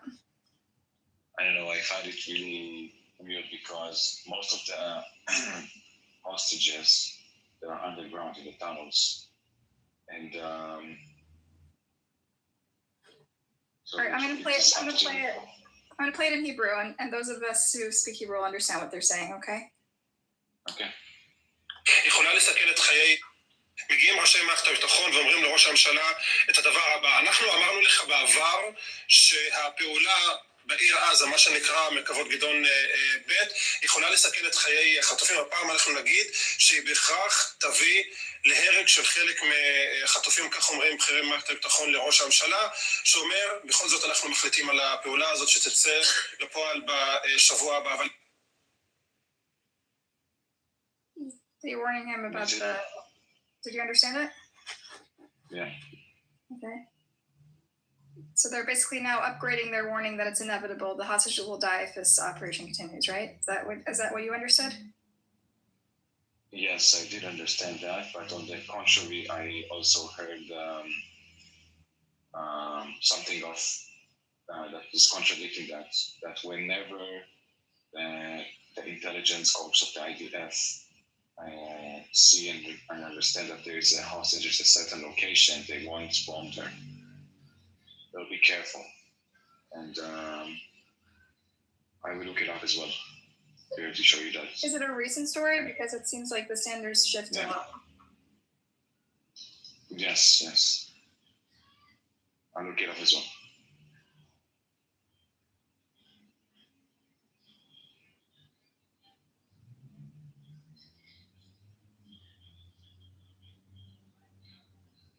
And let's not forget that Hamas has made very clear that when the IDF approaches, they will kill hostages. That's their policy.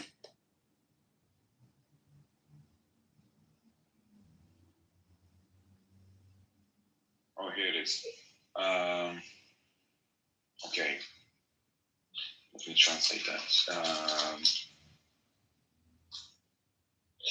So the head of the operations of Amman, the intelligence corps, said that towards the occupation of Gaza City, Merkavot Gideon Chariots Stage 2, he said, whenever we have suspicions that we might endanger hostages, we will not do so. Can you post a link? Yeah. This is a statement from the IDF. Yes, it is. Okay, so now we have conflicting information, the public statement of the IDF and the internal information that they're sharing. Different. True. So we have to. And also, by the way, this is also from Khan, the same channel, the same media outlet. Interesting. Yeah. So often there's a public-facing statements, and then internally there's a discussion, dialogue, right? And in my opinion, the political outward-facing statements is usually, one that's for public relations reasons, and the internal one is more likely to be, more accurate and nuanced. No. The internal one, you said? Yeah, what they're happening internally, the conversations happening internally. The downside of it is most of these are leaked, so we don't know who's leaking them and what their motivations. But conversations happening internally are more likely to reflect reality than external statements to try to placate the hostages families who are really upset right now. Okay, so I give you the link. It's in Hebrew. It's like 2 minutes long, more than that. So yeah, I believe that Netanyahu, or the head of, or the chief of staff, or whoever is in charge of doing that, let's say Benjamin Netanyahu, he gets his information from the intelligence corps, and this is what they tell him, and this is how he proceeds. This is how he decides whether to proceed or not. So we have seen cases in the past where the IDF has disregarded intelligence. There was a very thorough investigation of cases where they had intelligence of the presence of hostages and they continued anyway. Specifically in the case of the 6 that were executed, they had intelligence from that Bedouin, what's his name, hostage who was released.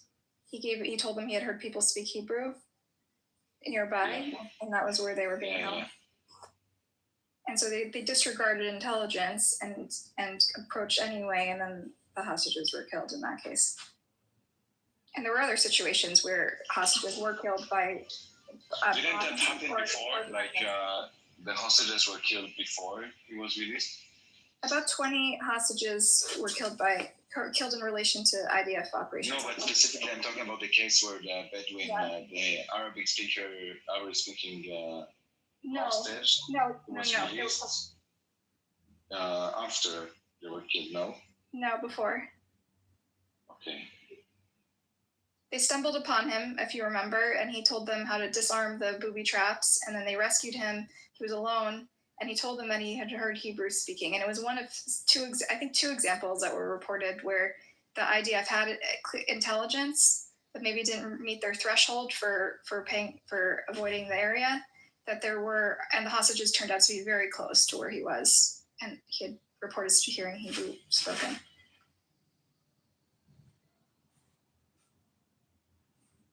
Okay, so of course you have your own opinion and your own worldview of the situation. I have mine, and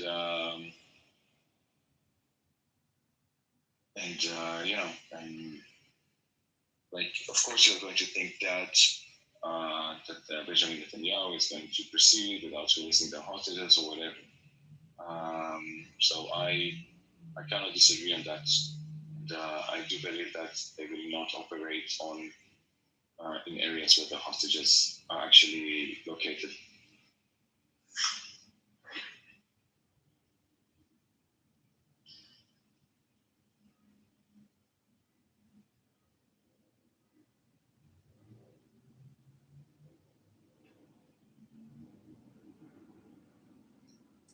In the chat, I'm posting a link to a unpaywalled Haaretz article where they identify 50 hostages that were endangered by IDF operations over the course of the war.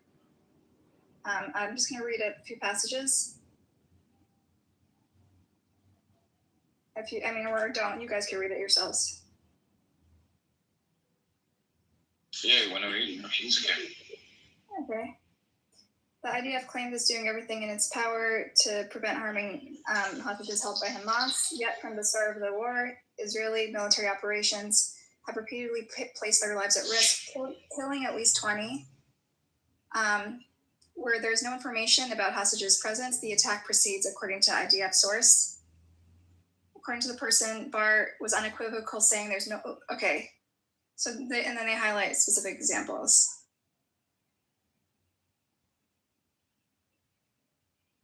So 20 hostages died and 54 were endangered by IDF. Okay, let me find one where they get intelligence and disregarded it.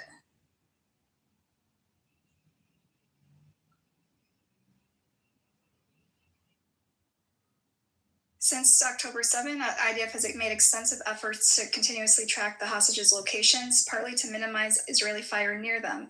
However, a Haaretz investigation reveals that during 601 days of war, multiple IDF investigation operations in Gaza endangered the life of at least 54 hostages, 20 of them killed as a result, some in airstrikes, other executed by their captors due to military activity close to their whereabouts. The data is drawn by conversations. Reported death counts are based on IDF investigations and do not include 4 hostages whose circumstances of death in captivity remain unclear. According to military, hundreds of strikes have been avoided due to concerns about proximity of hostages. However, they do authorize strikes at a quote-unquote safe distance of several hundred meters, determined by the size and type of munitions used. This depends on having reliable intelligence about the hostages' whereabouts. The more strikes there are, the greater the risk. Thank you. That kind of contradict what you said, No, because it says. You don't cut me off because I'm doing both sides. I'm presenting your arguments, okay? And then I'm going to read mine. Don't cut me off after I read the Army's position, okay? The more strikes there are, the greater the risks, said another military source, adding that there is no information. When there is no information about a hostage's presence, the attack proceeds. Once it is known that there is a risk to hostages, Army officials are tasked with halting the strike. The source acknowledged that the war is unpredictable and intelligence is accurate only at the moment it is received. Generally, this is the IDF's position. Now I'm going to find other positions. Okay, but can I cut you off now? Yes. Thank you. So actually, what it means is that I believe that they have information, like together with the US, they have information about all the hostages, okay? Mm-hmm. Where and the locations and whereabouts. So it says right there that when there is no information, This is the official statement. This is the official statement, and then what precedes is accounts of people who say, no, they did endanger us. They didn't, they disregarded, the entire article focuses on. No, I'm talking about the second one. I'm talking about the counter, the one that contradicts that. I didn't read contradict it. No, you read that. It says the more strikes there are. That was still the IDF's official position. It's not what the people are saying on the ground. Okay. So give me a second. I'll find a representative quote that would highlight the other position. Okay, the position of the hostages' families. Of the hostages' families? What information do they have? Like, the only information they have is from the IDF. Well, so there's been questions. Sure, of course there are questions, but they are not the ones who actually have the data on the ground. I mean, how can they, I don't know, if they collect information or intelligence on what's going on in Gaza and they contradict what intelligence of the IDF has, then okay, I'll say. Okay, here's Meirav Spirsky, Itai's sister. The Army, I think he was killed by gases related to a bomb. Is it the same article? Yes. So she says the Army officials admitted that they hadn't known they were there and told us the procedures changed as a result. They explicitly acknowledged that they hadn't conducted a thorough check. We were told the hostages were being protected and that their locations were known, and that no strikes would be carried out in areas where hostages were present, and that if a strike was necessary, it would be preceded by a rigorous review. That didn't happen. You can't protect the lives of hostages while fighting is taking place right above their head. This is precisely where the objectives of the war come into conflict. The Army isn't telling soldiers the full truth. Even when that truth is plainly visible to the public, the soldiers need to know it, because if their actions result in the death of hostages, they're the ones who bear the burden. So Sharabi and Spirsky, that was the one that I think they were kept with what's her name? Noah Argamani? Yeah. And so there was some. Okay, it is estimated that 6 hostages were executed by their captors in response to the strike near the tunnel. However, the IDF believes that even if they had not been murdered, they would have died from inhaling toxic gases released by the bombings, gases that also killed their captors. A few months earlier, there were others that died of these gases. Okay.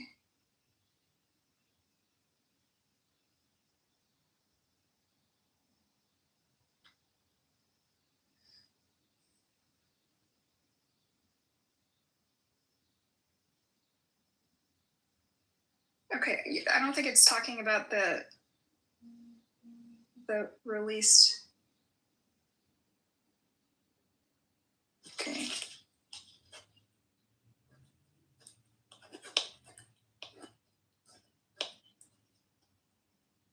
Okay, it's again. Let's go back to the article, the paragraph where it says the army officials admitted they hadn't known where they were and told us that procedures were changed as a result. Admiral Swirsky Itai's sister. They explicitly acknowledged that they hadn't conducted a thorough enough check. They were told the hostages were being protected, blah blah blah.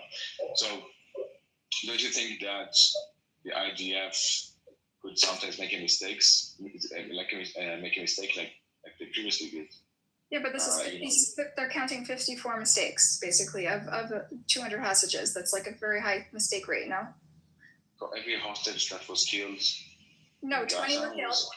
20 were killed as a result of IDF action. They're claiming in this article. And then 54 were endangered by IDF activity. So it's not clear how much they had intelligence to prevent it. What do you mean endangered? Were they killed? They were killed. They were killed as a result of direct IDF activity. Yeah, like bombs. Where did you get this number? 54. It's in the headline. It's in the headline. 54 were endangered and 20 were killed. It's in the headline of the article I shared. Okay, what does it mean endangered? Okay, we can go back to it. I mean, endangered. Everyone in Islam is endangered because they're in Gaza. Okay. They're held hostage by Hamas. All right, I'll read it again. And how do you define it? Okay. Okay, on the evening of April 7th, Air Force Commander had a tense meeting about trying to dissuade him from opposing the war in Gaza. Farmers also brought. Okay, this is candidate Congressman John Kitover. This is another petition onboarding room. Hope you enjoy it. Crazy because Go to John Kitover, Illinois, the number 54 on came X from actually to follow the campaign, or John Kitover Rep. hostages Thank you so Gaza much. that were at the same date. This is of a May 20-minute 1955. onboarding. So it says that the actions by Israel's army endangered the lives of at least 54 Gaza hostages, and it completely ignores the fact. Look at the next paragraph. They say how they got the data. They talk to hostages. No, but it completely ignores the fact. They're hypocrite. They completely ignore the fact that they are actually endangered because they are held captive by Hamas, and they blame Israel for that. Don't you think that this is a little bit crazy, or like it's a complete opposite of what's going on? Okay, this is candidate Congressman John Kitover. This is another petition onboarding room. And it's misleading, like purposely misleading. I mean, you don't think that they're endangered by this, like? They are endangered because Hamas does not release them. This is why there's no point in having a conversation. And the next, all right, well, I'll take that. Maybe they overstated how Haaretz is biased, right? Let's go to the next one. Times of Israel. Hostage told rescuers he heard Hebrew in the nearby tunnel, but he was ignored. The IDF didn't adapt its operations in Rafah, even after Farhan al-Qadi tipped off IDF and Shin Bet. Debriefer.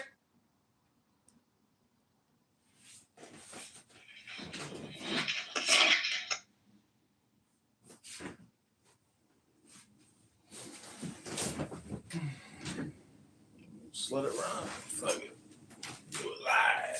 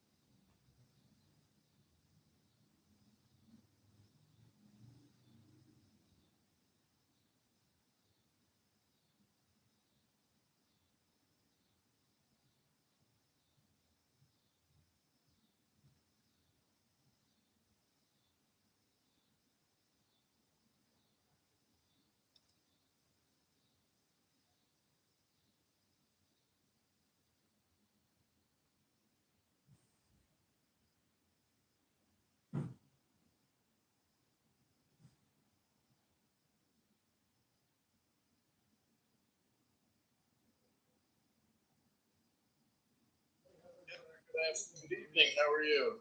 Andre, good evening.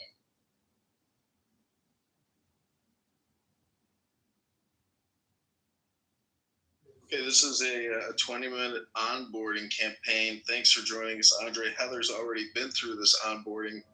I guess we can wait till your neighbor comes. Basically, we just quickly do a round robin introduction. Then we state what our 3 priorities would be if we were a president, and then we talk about next steps for petition gathering, which I know you've already done. So thanks so much for all your help.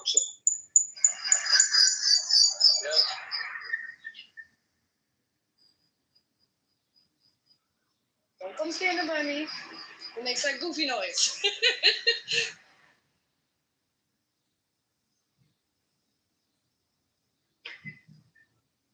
No, it's not. Now it will. All right. There you go. There we go.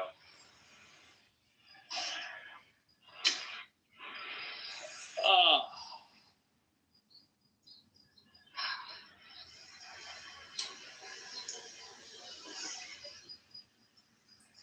Just your neighbor a few more minutes, and then we'll get started.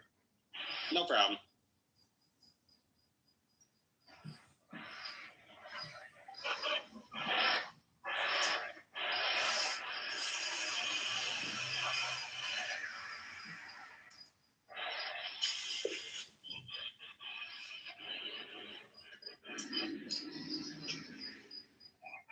You sound like you got a helicopter. There you are.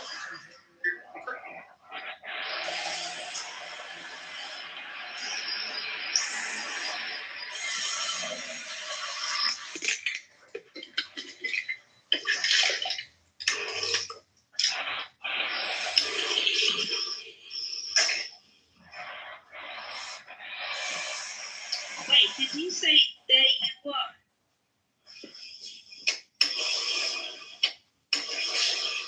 Do you know the profile? Do you know the profile of your neighbor? Did she message you? I know. Who?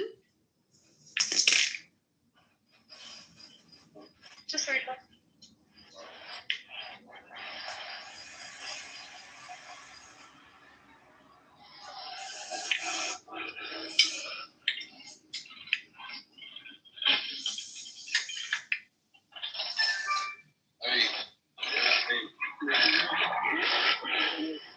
I do, yeah.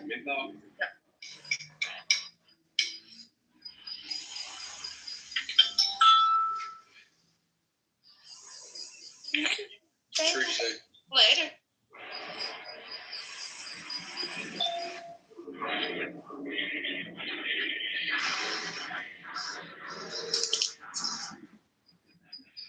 I don't know if Gina's having any technical difficulties, but Andre, if you want to just do this onboarding real quick, if you want to introduce yourself and tell us about your experience, yes? My name's Andre Tucker. My experience was meeting a lot of new people and seeing their views and opinion on the world.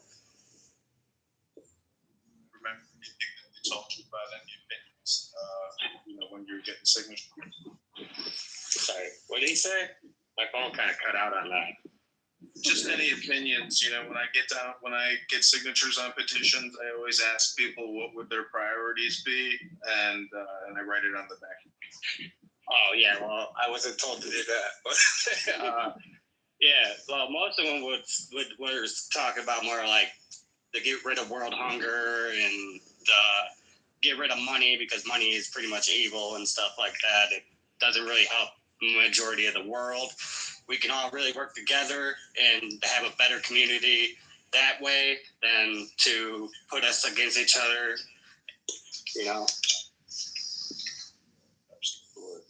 Okay. Did you get a message back from your neighbor? I don't see her in the room. No, I didn't get anything. Did you get anything, Heather? No, we're almost back over there. We went to the gas station, which is right behind the house, so we'll be there in a minute, and I'll see what's going on with their phone. Okay, cool.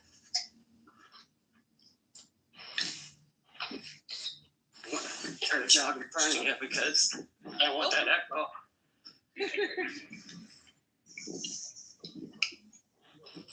Turn down the volume on your phone if you want and mute up.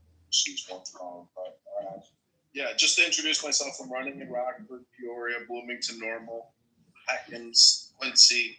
It's Illinois District 16 against Darren LaHood, who's created over $20 trillion in debt. He demanded everybody get vaccinated. He said, if you don't get vaxxed, you can't go back to work. And he gave over $5 billion to Big Pharma on your behalf. He's the borrower and the spender. And we are going to hopefully crunch his can-kicking ways of debt and return a pragmatic spending to government. The first two acts I'd like to pass is a defund the Big Beautiful Bill Act, as well as a balanced budget act. I don't think we should spend more than we take in taxes. We take in $5 trillion a year, but we spend $7.2 trillion a year, and we're $37 trillion in debt and $100 trillion in unfunded debt liabilities. So until the government stops ripping us off, I don't think we're ever going to be on a good foot. Those are two of my big political positions, and thank you guys for doing this. You guys are doing terrific work out in Rockford, and you know, I hope you guys can get at least 100 signatures, maybe within the next 48 hours. And that'll bring in $150 for you too. And I hope you guys enjoy it for some nice dinners. And I hope you meet some lovely people and ask them what their priorities would be and write it on the back of that petition. And when you mail me those petitions, I'll be able to put together a list of all the priorities that you heard over the course of the next couple weeks. See, hang on. Oh, my phone knows what's going on. She couldn't get the verification code to her phone on the number that she has. Yeah, because I would have to pay. It's a premium feature. Website text dash numbers. You can just pull any number they have on there, put that in Clubhouse, remove the one. And then it'll update, refresh that page. It'll post that Clubhouse number on there, and then you can download the app and create a profile for free. You don't need it. Okay. All right. So put the number. Okay, there's a new number for this one. Go back and do a different number. All right. You're gonna do 226 785 4013.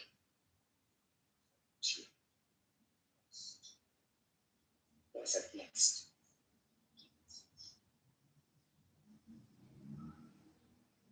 Enter password. Password. Pick one. Let's make new one. Yeah.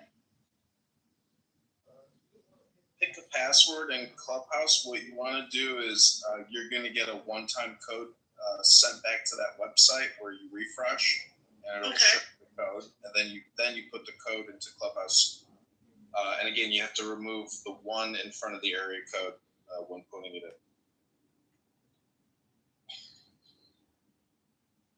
in.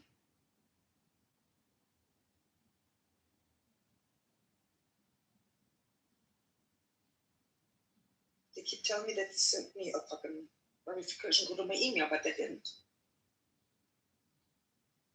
I'm going to send you a code to an email. The code is going to be texted back to that text dash numbers website, whichever number you use. Refresh that page, and it'll post the Clubhouse password for one-time code. You want a different number? Resend it. It wasn't error. You can try a different number. Okay. Same. Yeah. You have so many damn pages. Pull that back up. Okay. Pull up Clubhouse? Yes. Well, no. Yeah, I guess pull back up Clubhouse because I got the number on my phone for you. Right. They keep going back to this. Email you the inbox. Yeah. See. Let's see. With that temporary number thing, do I have to sign up for it or anything to use it, or can we just use the number that's given? Choose the number that's given and remove the one from the front and the area code. Right, and it says it sent her a code or emailed the code to that number, but it hasn't showed up on my phone yet. It's not going to. It's going to show up on that website. You're going to refresh the page, and at the top of that page, it'll show you the Clubhouse code that was sent to that telephone. What? Once you pull that number and you plug it into Clubhouse, refresh that page, and that page on text dash numbers will have the Clubhouse code on it.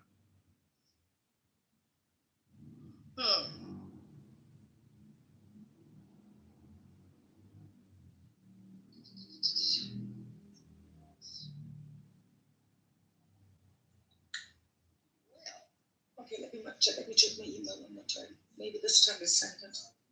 It's got nothing to do with it. It's not gonna go to your regular. Yeah, that's what it said. It's gonna go to that number, but it's not gonna go to your shit. It's not tied to anything for you, honey. I don't know, folks.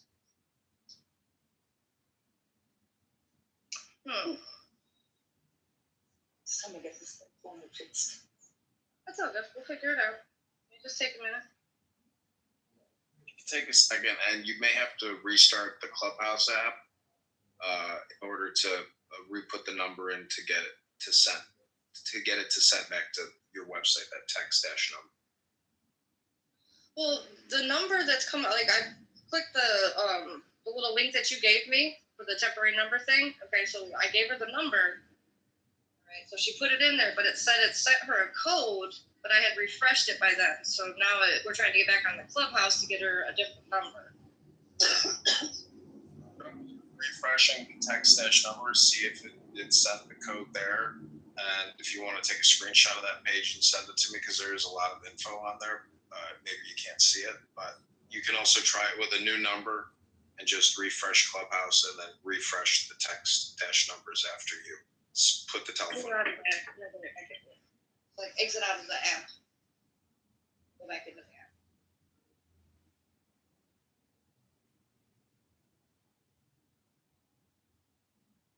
All right. The new number 226 78 45013.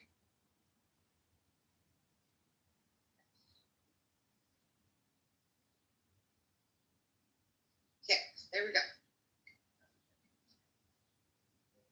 Refresh the text numbers website, and it should show you what the Clubhouse code. Got a WhatsApp code that shows up at the bottom. Nothing from that yet.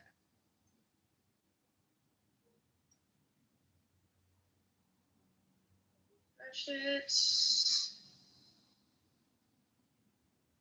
Says something about.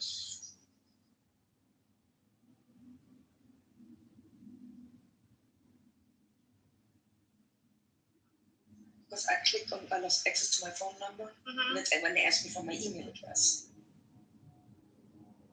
Put in there, it's tied to anything. Not yet. All right.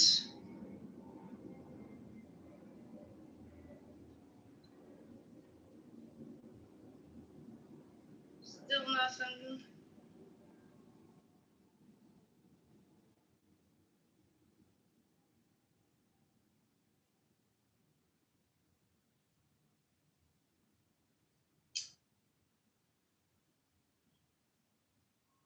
Yeah, it's not giving me anything for Clubhouse. Just reset Clubhouse, pick a different number, and try it one more time. So do you want me to keep her on the same number or give her a different number to use? With a different number. Okay. Get that out of here.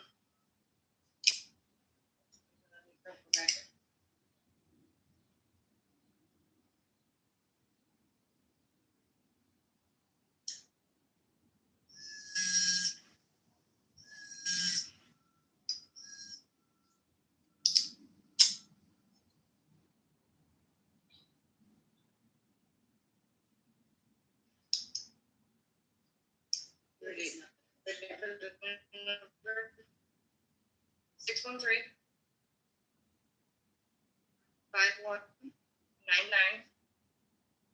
184.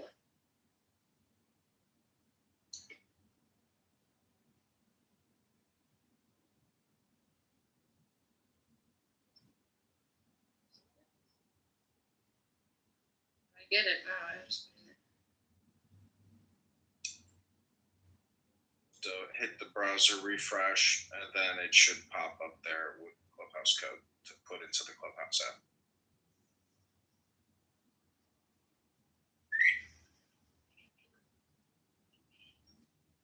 Now it's not saying any messages found under that number on that site.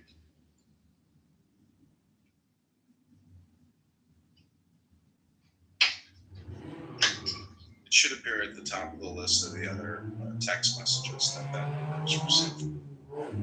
Yeah, nothing's there. It says no message was found.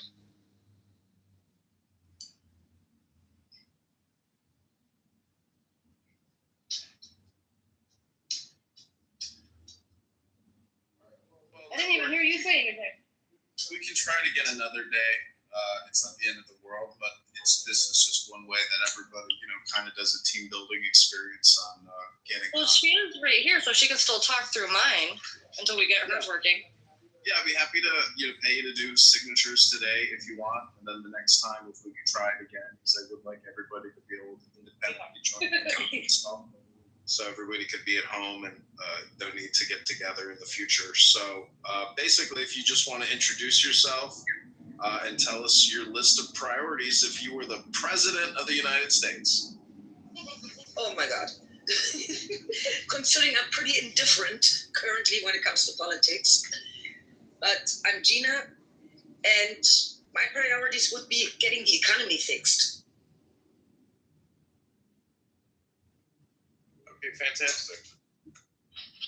So you're going to meet a lot of people out there today that, obviously they're left or right or center. And I hope, you just bring a positive vibration with you and ask everybody who signs to sign as if somebody could read it, because every signature that is, not visible or can't be read will be challenged and removed. So you'll really be wasting your time if the signature isn't clear and concise. So just ask politely, please sign as if somebody could read it, and they'll slow down a little bit and thank them and maybe even hug them and, just wish them health, wealth, love, and peace of mind. And hopefully we can have, an improved economy for everyone, if that's your priority. And ask people after they sign, what is your priorities? And write it on the back of the petition, just put a little note.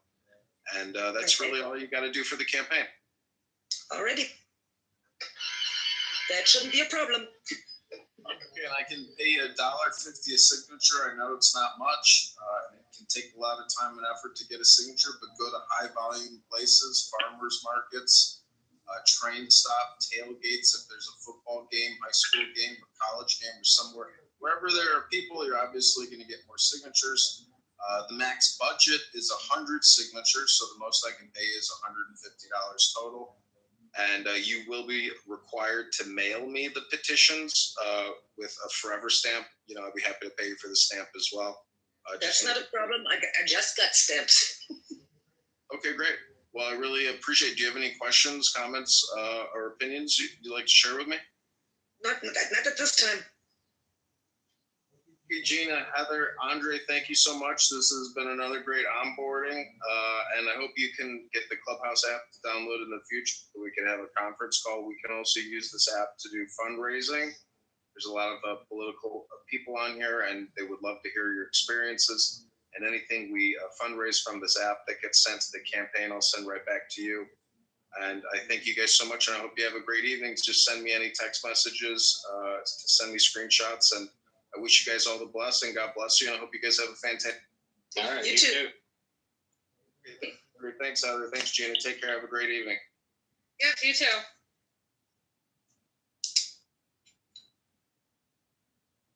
And gentlemen, please.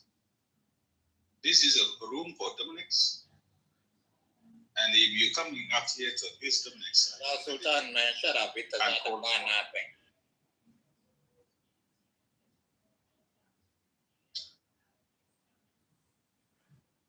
Isaac, don't do it too personal. Just leave it.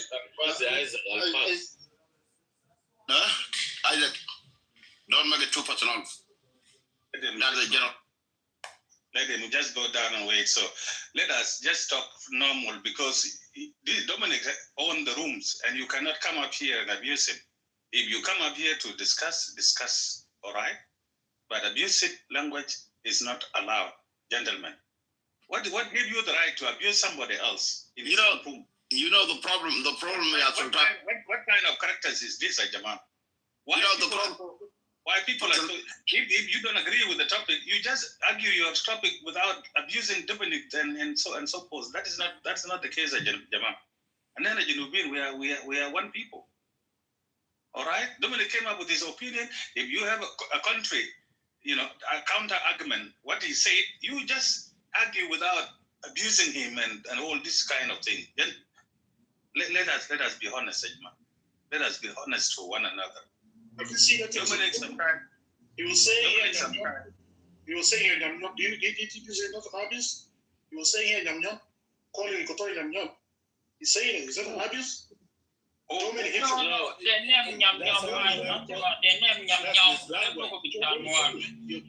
no, it's not a bad name.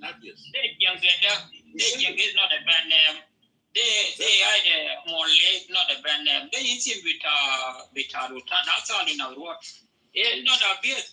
And Gulu, when you are to look at when you got your He's abusing name. He's abusing name. He's abusing. Yeah, what is abusing? After you support it, it's not going to become abuse. No, it's not abuse. No, it's not abuse. No, we stop calling them Nyam Nyam Equatorial. No, it's not abuse. It's not abuse. Why go and argue our grandfather? Like they call us Jange is not abuse.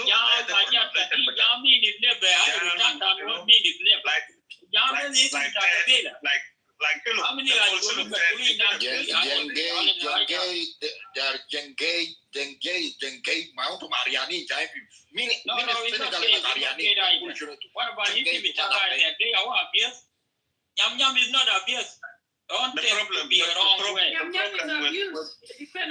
What kind of abuse they have the abuse? Okay, tell them the name. Call them Equatorial. They're not Nyam Nyam, the Equatorial. Nyam Nyam is not abuse. Only Nyam Nyam Katuri is abuse. Okay, let us go to Juba. Nyam Nyam abuse, Jange is abuse. Okay, so you mean what you're saying and then? Yeah, how do you call Equatorial? How do you call Equatorians and then call No, Arab. In one language. Rutan with Anwar. Okay, let them see our beer. Okay, leave it alone. That one is a beer, no problem. We promote. Nyam Nyam, they are all over Anwar. Go and talk to our grandfather. They will tell you why you create that. It's mean they talk fast. That's where the name Nyam Nyam come from. Just like the way we call Murele Jepe. It's not a business name. I don't know why people. Koko is mean chat people according to history that I learned. That name was created by it's like Buny, Munian called them Buny because they just people from Robo is it abuse? Go and then maybe you it's not fast talking, it's because they're shot in the long history. But now the people turn it in the wrong way because they say Nyam Nyam that people who love to food, but it's not the way that they created before. That means that they're shot people. Dominic, let us organize the room. Let us just go one by one so that people will contribute, ladies and gentlemen. It was Kalman who was talking. So Kalman, can you finish your speech so that the line move? And let us not abuse one another, Rajama. Let us benefit from the topics. Let's go. My friend Sultan is final put you foot down tonight, eh? Hey, I'm scared. Finally. So it's about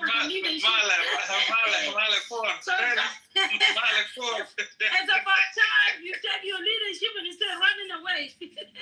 Congratulations.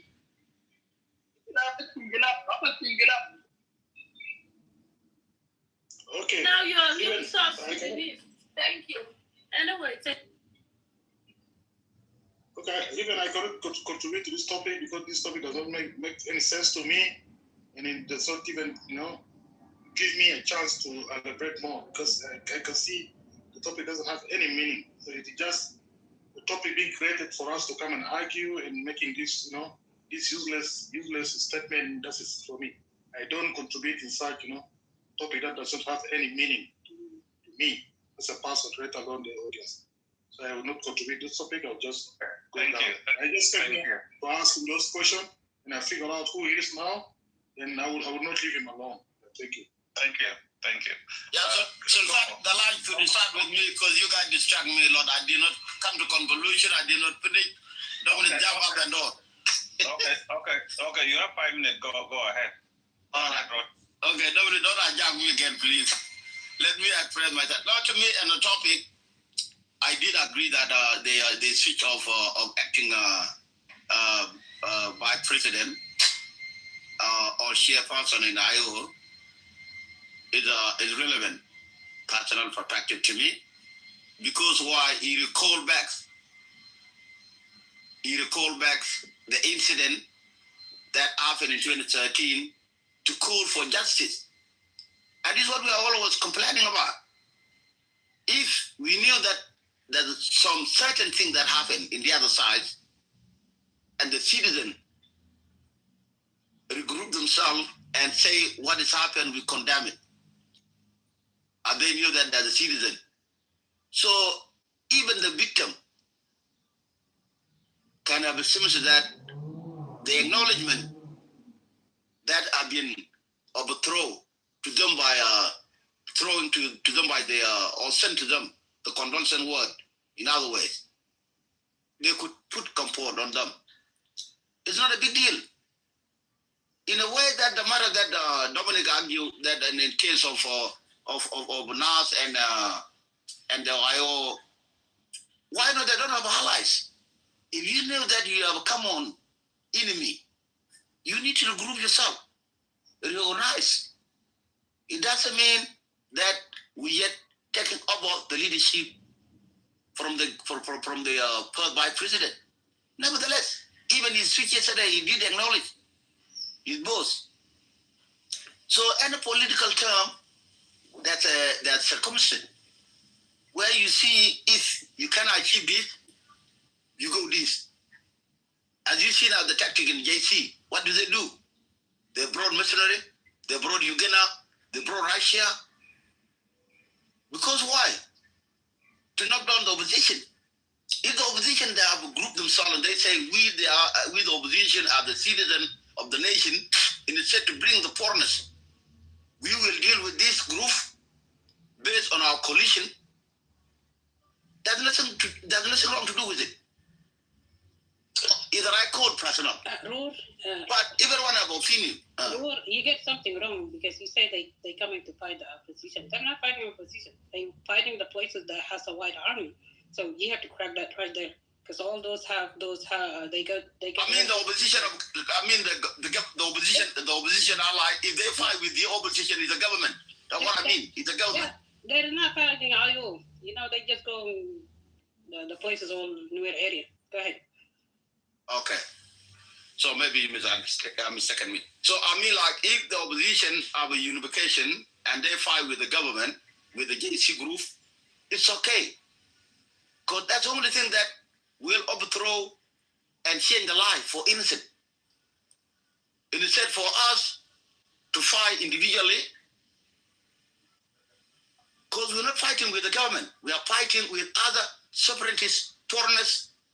It's too heavy for one opposition. Their call to make a unification within themselves as a citizen is the right call. In my personal view, you may hate it, but the government don't like it. Because the government want to deal with this opposition today, because they know that they have upper-handed, they use the country resource, and then tomorrow they go deal with other groups. But if 2 or 3 groups have a good communication and come up with one voice, it's heard, the JC. So then I will stop there and I'll give you to China Jama. But we yet, his call is right. It's a call for justice. It's a call for acknowledgement. It's a call to give the condolence to the people who lost their loved one. Instead of why army, everyone in South Sudan lost because of incident of 2013. But we know where the major problem where it was. We know it. So he did not do any bad. Yesterday I was listening to him, but I was distracted because I was still at work, and then I come up and just off and on. So now this is my info there, Jama, and I'll give them back to you, key moderators, and thank you. Much Rod for your contribution. If you've been listening to this guy for the last hour, you know he's a moron, so you don't have to worry about that. Get him. Autumn, you want to ask him a question? Maybe he'll answer you. Why are you so eager to learn through other people? Like, why are you so invested in who I am? Why are you so invested in who I am? Why you said let's get to know each other, then I tell you everything about me, and you fucking back down like a little bitch. Whoa, I gave you my government name. I told you my sports teams. My dog's name is Enzo. I told you everything, bro. Used to be What have you told us other than you're a fucking moron? Just curious. And he's the #1 campaign contributor to John Kitover. Yeah, I did. I called bluff because, I'm not on this app to get to know people personally. If we develop